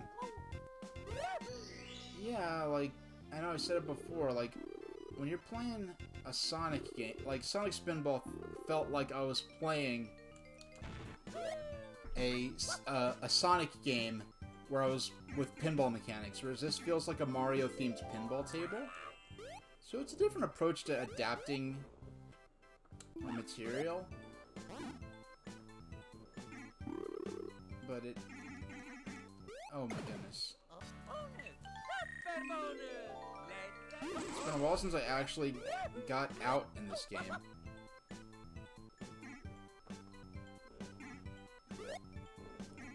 So I hit him once, now I can... Oh. Now it's funny, I had the Mario...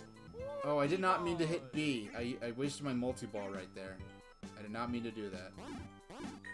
But unlike the desert level, I had no particular goal I was saving the Yoshi egg for, so it wasn't so bad.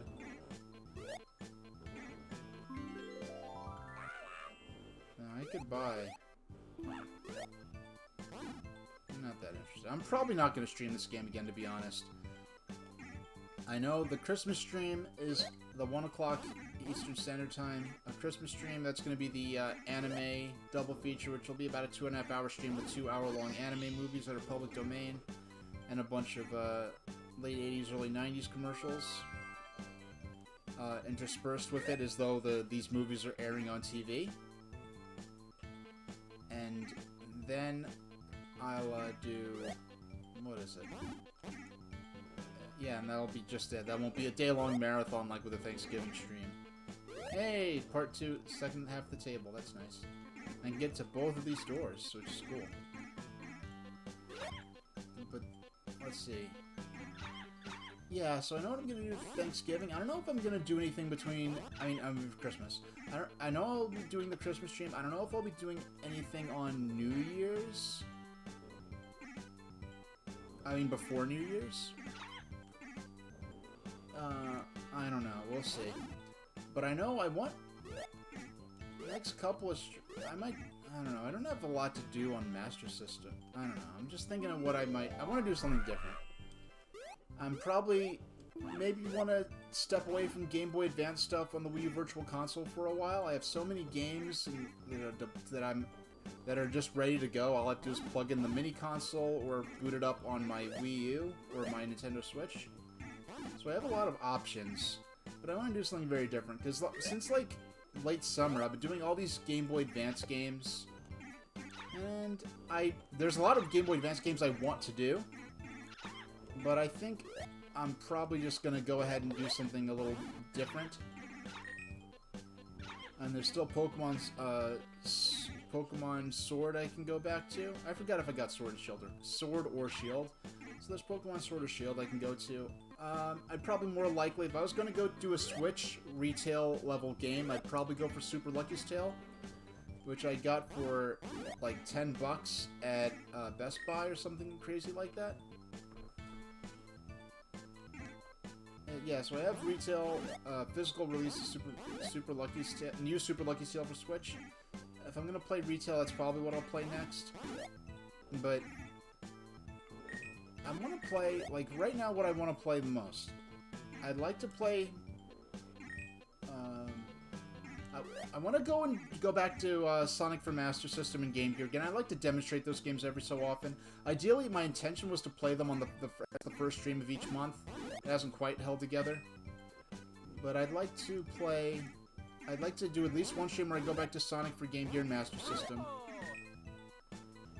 And then at least one stream where and then I'd like to start with maybe Paper Mario on the Virtual Console, the original N64 Paper Mario with its shredded, modified Mario characters in it. Because I played through about 60% of the game, 70% maybe, but I never beat it. And so it'd be fun to beat it on stream. And what I was thinking of doing when I do Paper Mario is to do a thing where I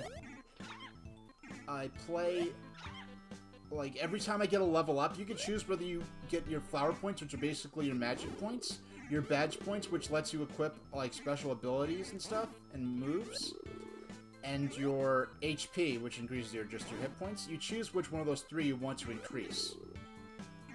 And, oh, actually,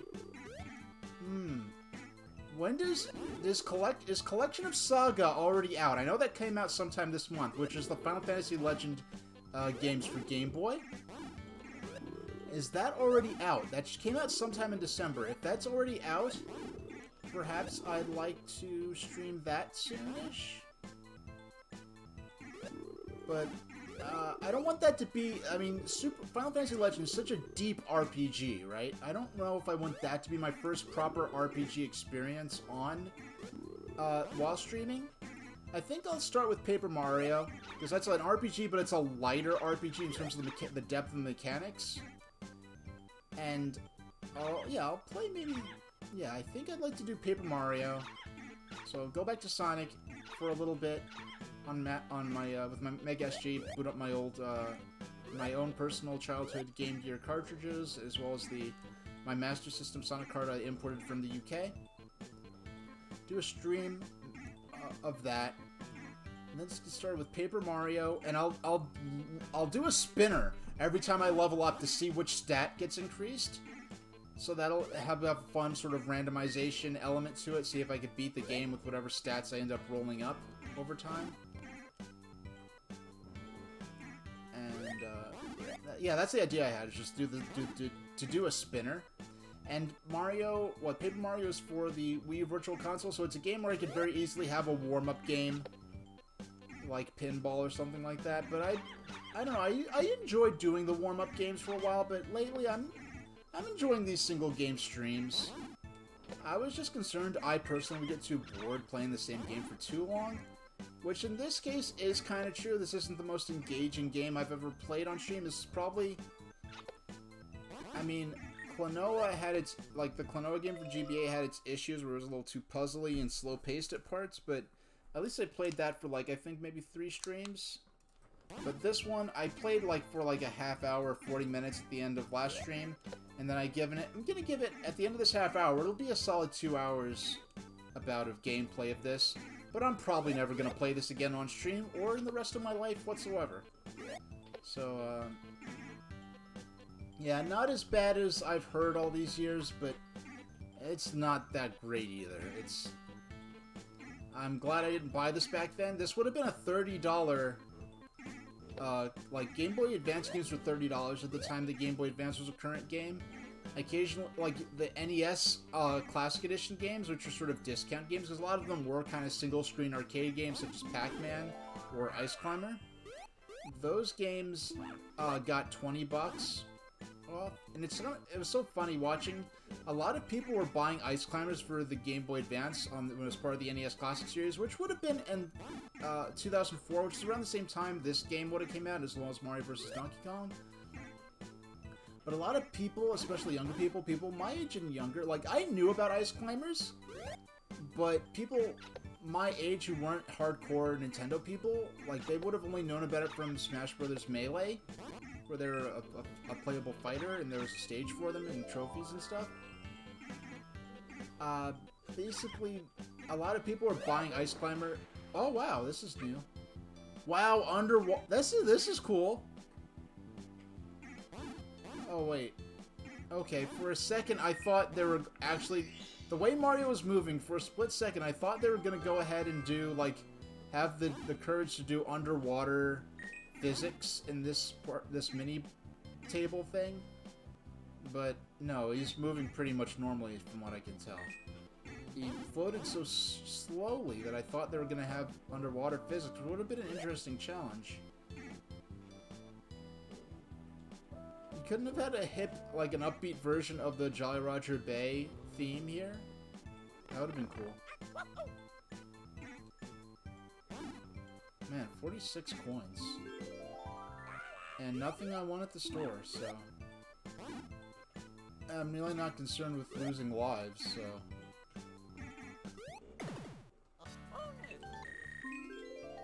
Of course I say that and then lose a life, which actually happens very seldom in this game.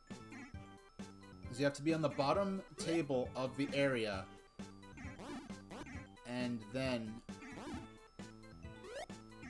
Oh my gosh.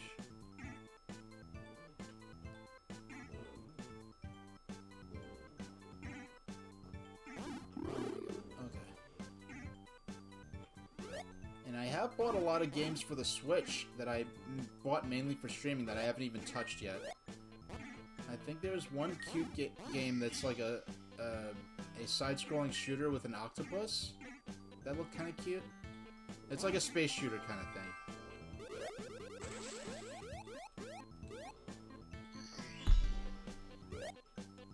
And I do want to play. I have Fantasy Zone that I want to play, and I also have Stinger, which is you know, the NES version of Twin Bee. Sorry, gotta stretch there a bit. And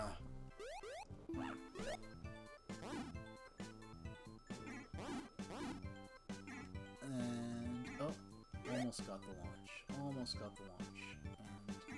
And, thank you, Shy Guy. I'm glad you're gone, but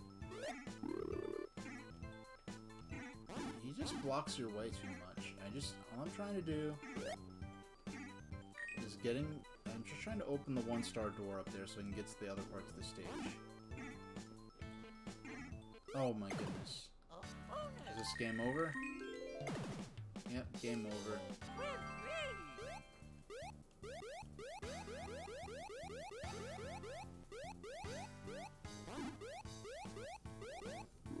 Actually... Why are they only 3 characters? This isn't like an arcade game from the 80s where there's only so much memory and you don't want them to be able to spell a curse word or something. Alright.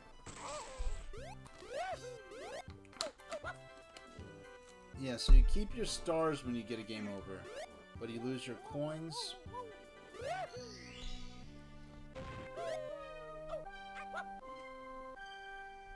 Okay.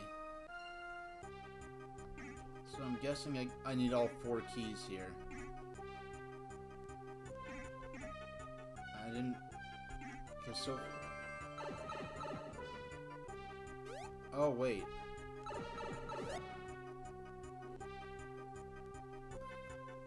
Yeah, I'm guessing I need all 4 keys to be able to properly challenge this area. But What, is the stopper going to go away at some point? Okay, there we go. Wait. So it's launching me back into here. I don't even know what I'm supposed to do here. I know I'm not supposed to be here yet because I don't have all 4 keys. I only have the Piranha Plant key and the 210 Koopa key. I don't know if that's what he's called in this game. I know there's...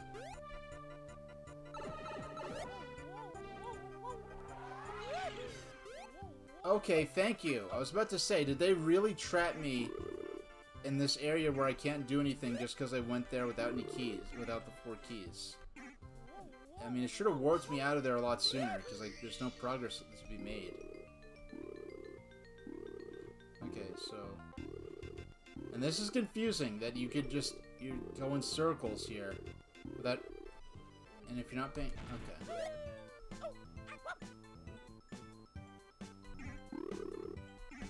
Yeah, I do need to check the Switch eShop to see if that Collection of Saga is out yet. And if that's the case, I'll buy it soon. Even though I don't intend to play it for a little while.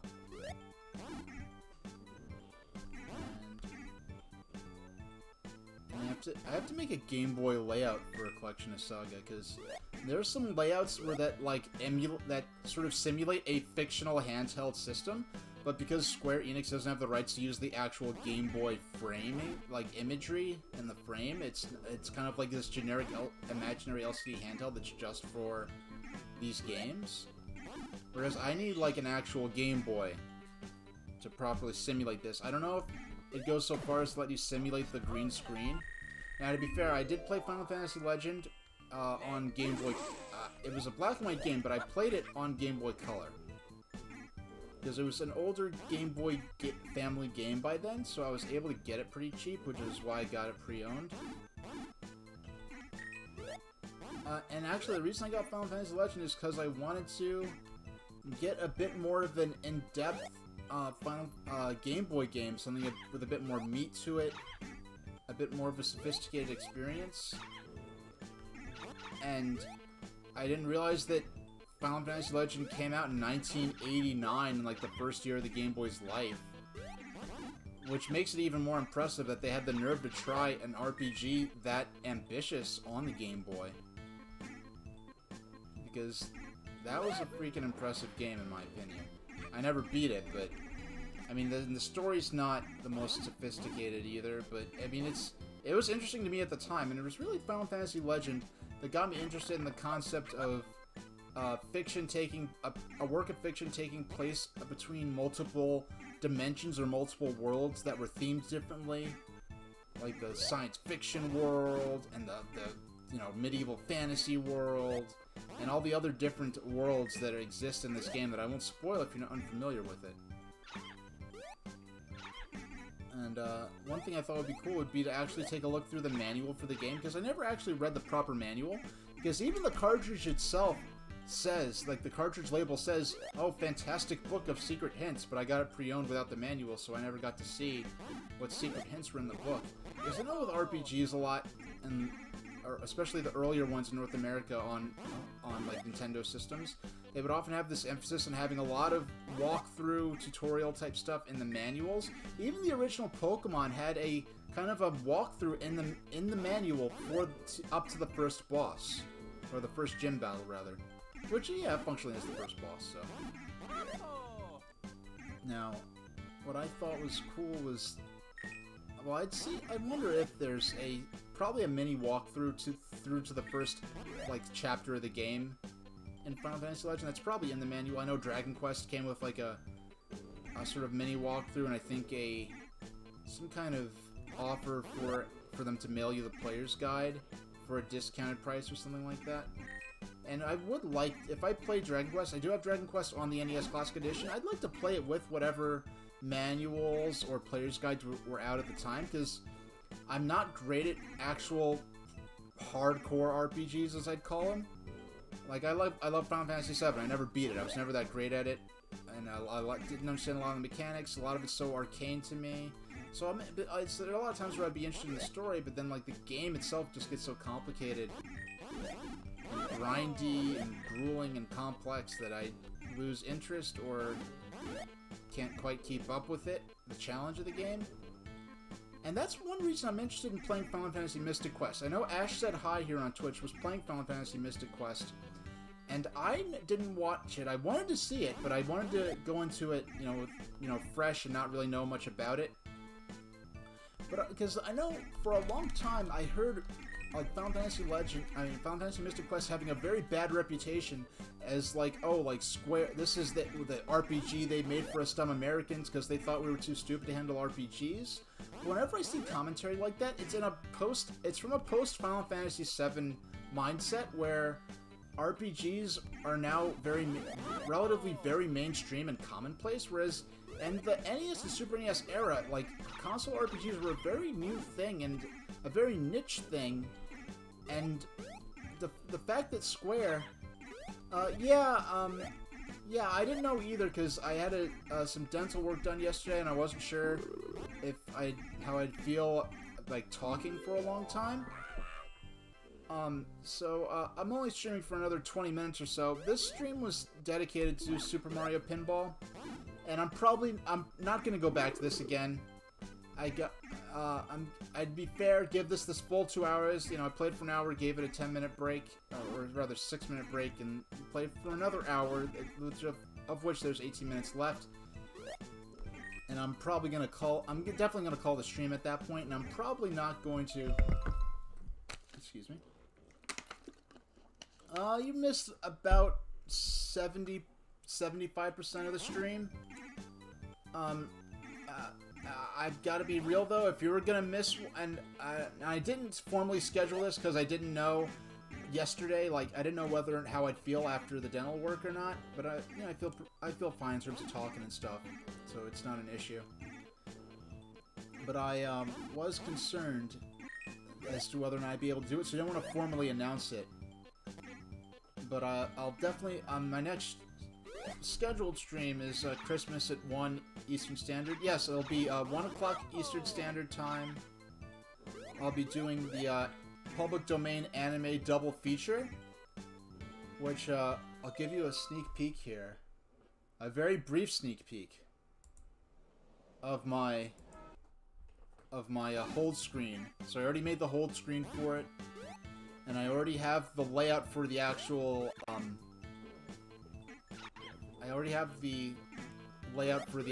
like anime watching part, and all the commercials are edited in. I have to figure out what halfway through I'll have to change the volume level on my end, because the second movie is a lot louder than the first, and I didn't realize that till I already edited it all together. But it should be a good time. And I know I booked things next week in terms of my professional life. I don't have the schedule handy. But I don't know if I'll stream again throughout the rest of this year after Christmas, between Christmas and New Year's, but first week of New Year's I'm definitely going to stream a couple of times. And I know that you just missed it. I don't know if you were here for that, but I was talking about the Saga games for Game Boy, the collection of Saga, the Final Fantasy Legends stuff. I think that is already out by now, and I'm gonna buy it if it is, but I'm going to save it for a little later, because my first RPG, I never played a real hardcore RPG on, yeah, well, I'm sure Santa's got a lot on his plate this year, so if he skips me over, I'll take it in stride. But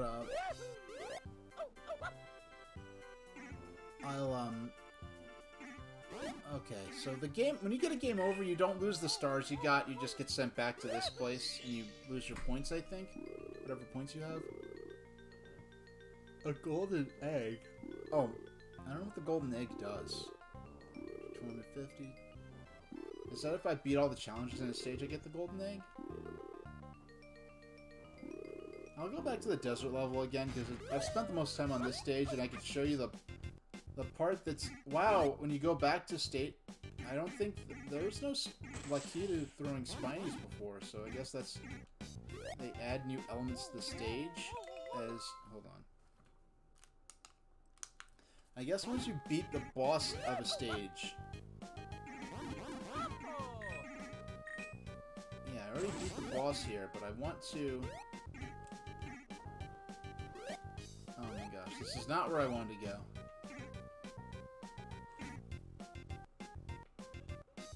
And really, there's nothing I could do except for wait for the ball stopper to go away. But yeah, if there was a stream in terms of the game and gameplay to miss, that this wasn't a bad choice. I gotta admit, it's been kind of a slog getting through this. It's not as bad as I heard, but it's not... I mean, this is by far the weakest video pinball game I've ever played. Pinball on NES is better than this. Pinball on Intellivision is better than this. Kirby's Pinball on the Game Boy is better than this. Pokemon Pinball for Game Boy Color and for Game Boy Advance, those are both better than this. Yeah, and Sonic Spinball's way better than this. And what I said before, I still feel it holds, is that basically Sonic Spinball felt like I was playing a Sonic game with pinball mechanics. Like I was playing in Sonic's world as Sonic, going on a mission against Robotnik, but with pinball elements.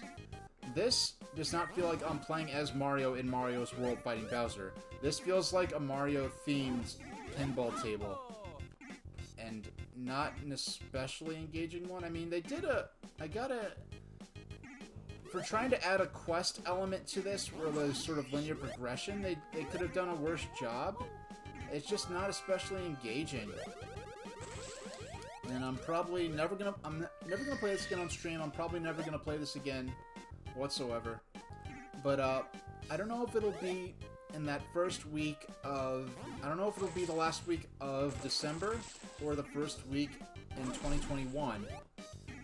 But I will be playing... I do want to play...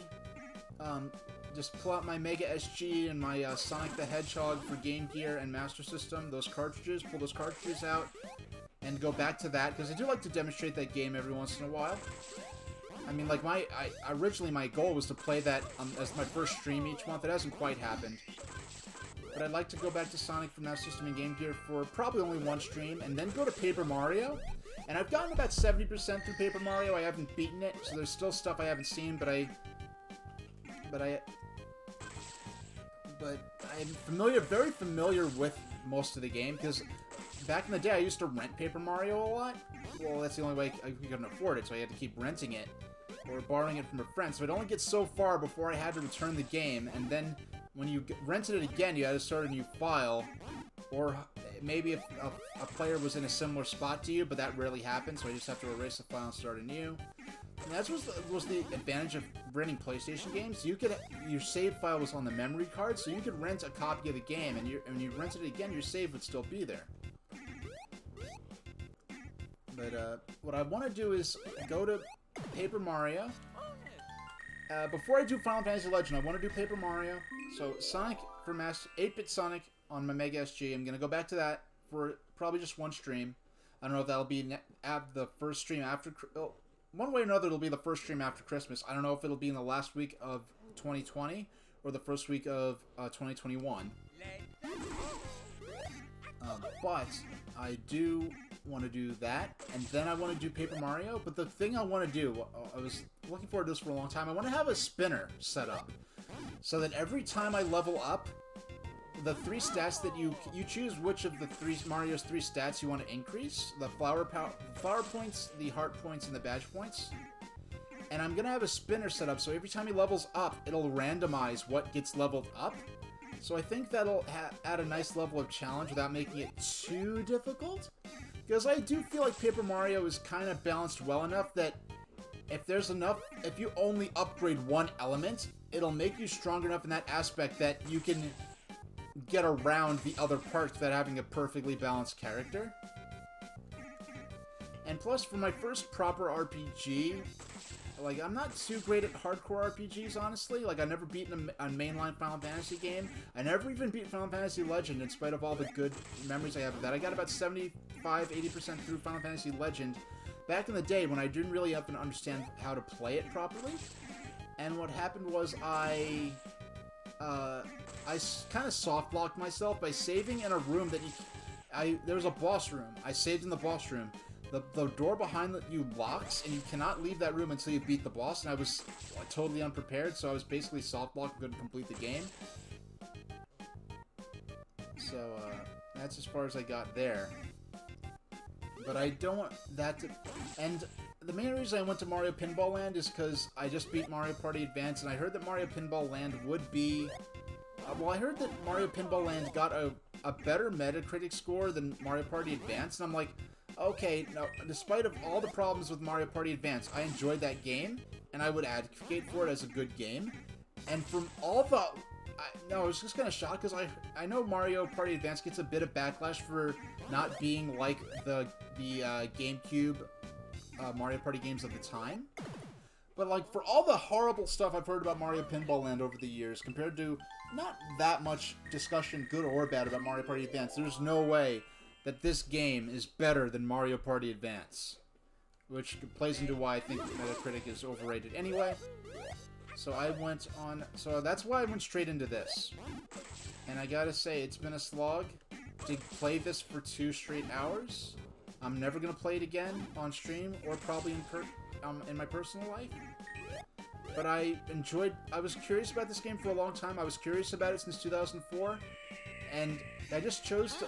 I mean, I'm sure there were points where I was literally in the game store. I know I always intended to buy it in spite of the bad press. Where I always intended to get this for 30 bucks at the time. But I decided to just get other games instead.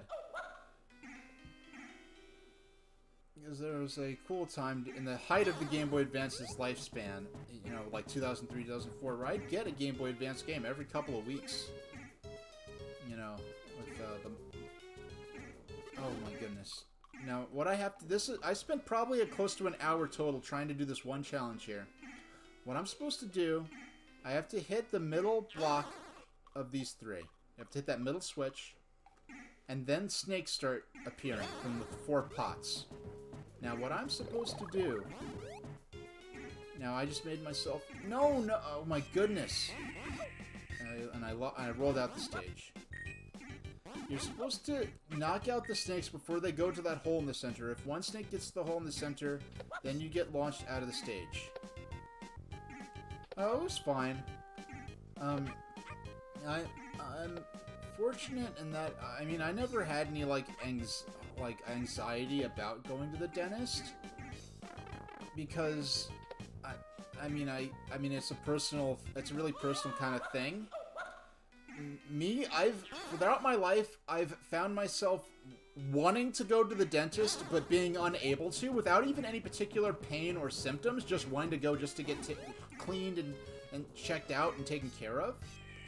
Because the one time I went to the dentist as a kid, I must have been 4, not even 5, I couldn't have been more than 5, it was probably maybe even 3 or 4. We went to the dentist, it was a totally positive experience, and they had this bubblegum flavored toothpaste they brushed my teeth with, and it was fun. I liked it. And I always understood, I guess I maybe had a bit of a more complex grasp than many kids at the time. Like, you know what I hated? I hated when they'd look in my ear with the otoscope, I think it's called, when they look in your ear with that. I hated that so much. I hated that more than getting shots. I hated when they looked into my ear. I would cry when they did that and not for shots as a kid. I was such a odd little kid, but I understood, I guess, that anything that happened at the dentist was to stop even worse things from happening later. It wasn't until 2013 that I was able, was able to go to the dentist once at 4 or 5, and I was able to go again to 2013, and I got a filling done, and I got another filling done yesterday, and getting it done the second time getting them done was, I don't know if it was just a more talented dentist that was more gingerly or whatever, but it wasn't even. I was more bored than in any amount of pain. I was waiting for them to take I was in more pain from just having the big thing in my mouth to keep my mouth open than from the actual drilling and everything. I mean, there's a certain...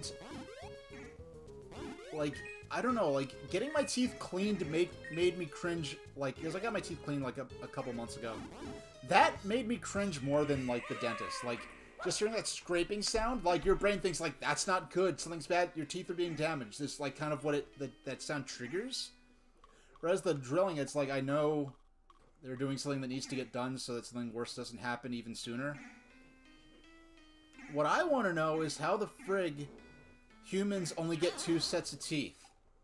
It's like, how is everything else built to last so long on the human body, and then your teeth are, like, human teeth are, compared to the life expectancy, are just, like, pretty much, like, there's a second or third set of teeth that you're supposed to have that you don't get, pretty much. It's like when they were designing the human body, like the dental department didn't get the memo that humans could live upwards of 30, decades and decades, not just 2 or 3 decades, like up to 100 years. You know, if things go all things go ideally. And it's like that one department didn't get the memo, so they just, like, designed the teeth to last, like, basically, like, maybe 20 or 30 years, tops. I don't know. And just sharks just get all the teeth they need, just, like, frig it. Like, the teeth are just literally disposable for sharks, almost. And, yeah, so...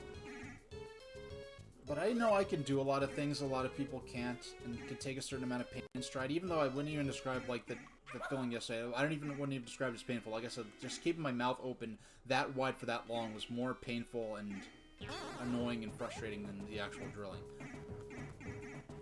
But, like, I could donate blood, like, I guess, a lot. Am I plastering up different behind you? I want to, actually, thanks for reminding me, when I finish this stream, I need to go out and buy something. I had an idea to do some Christmas, I want to make some Christmas decorations. I want to hand make some Christmas decorations. And I need to go to the store and get a couple of things for that. And it's a very old-fashioned style of hand-making Christmas decorations that my mom did with me when I was a little kid, that I haven't done since then. So I have half of what I need, I just need the other half. And because the stream I'll be doing on Christmas isn't a gameplay stream, I'll have my camera perhaps zoomed out a bit more. I'll have to switch that layout to see how much of the wall you can see, because it's something I'd be hanging on the wall. I just need a way I could hang them on the wall reliably. Because, I can't, use thumbtacks or anything. And I don't know if I'll be using command strips or something. I don't know. We'll see how it goes. We'll see how I feel. But, there is something particular I had in mind that I'd like to try. Can I accomplish anything significant in the last... Oh, okay, this is the boss stage.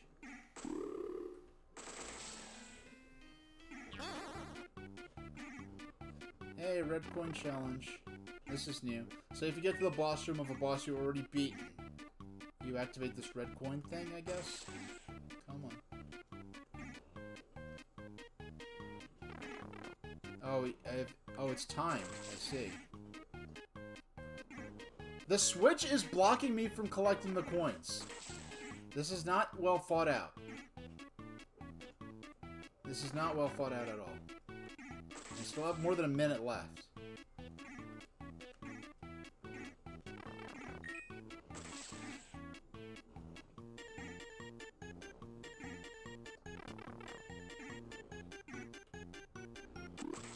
Oh my gosh, where are the rest of the red coins? It made it seem like there are only 2. Oh, it's on... Okay, it's on different parts of the stage.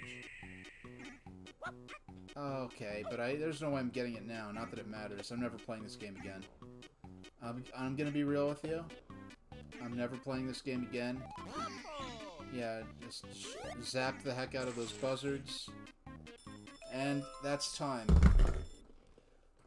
Okay.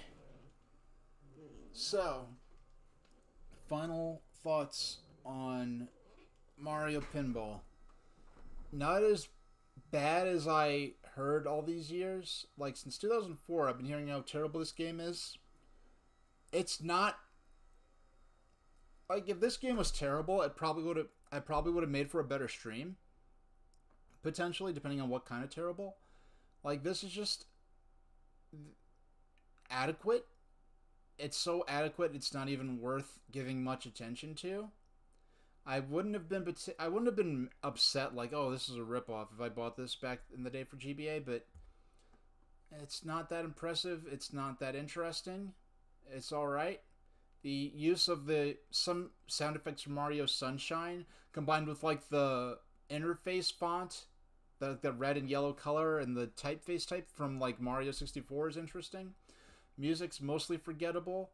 The the lore behind this is not that awesome. It's just kind of generic. Like, Sonic Spinball was way more interesting. Like I said before, Sonic Spinball, much better incorporation of Sonic into a pinball game. I felt like I was playing as Sonic on a mission against Robotnik, whereas here I don't feel like I'm playing as Mario in a mission against Bowser. Here I feel like I'm playing a Mario-themed pinball table, and that's a valid way to interpret it, but it's just, they didn't go about it well. Like, Kirby's Pinball, which has, like, only 9 different screens on it for the, pretty much. Yeah, Kirby's Pinball for the original game only has 9 screens on it, as I remember, and that was way more interesting and engaging than this right here, which has, like, dozens of screens, and an actual, like, more of a... So, I will be back on Christmas. We're going to be doing an anime, public domain anime double feature of 2 anime films that are both an hour long, and they're interspersed with them, as though they're airing on television, are TV commercials from the late 80s and early 90s that from my personal VHS collection. And I even made bumpers as though, oh, you're doing your Christmas tree today, that's awesome, and enjoy yourself. Yeah, I can't wait till I have a place where I can get a proper Christmas tree again, but we'll see how that goes. It'll be small when I do it, but here and where I'm at now, I don't even have room for like a little tabletop Christmas tree. So yeah, anime double feature. So bad it's incredible, along with nostalgic commercials. It's only gonna be like a 2.5 hour stream and all, and then it's gonna be some Sonic, 8-bit Sonic on played off of original Game Gear and Master System cartridges. Just go back to that for one stream, and then I probably am gonna dig into Paper Mario next, which I haven't played in years. I haven't played it on stream yet, and see how far we get in that. So that's my plans for the future. See you on Christmas for those that show up for that. And goodbye forever, Mario Pinball Land, which I'm never going to play again, probably, in person or on stream. And thank you very much for watching.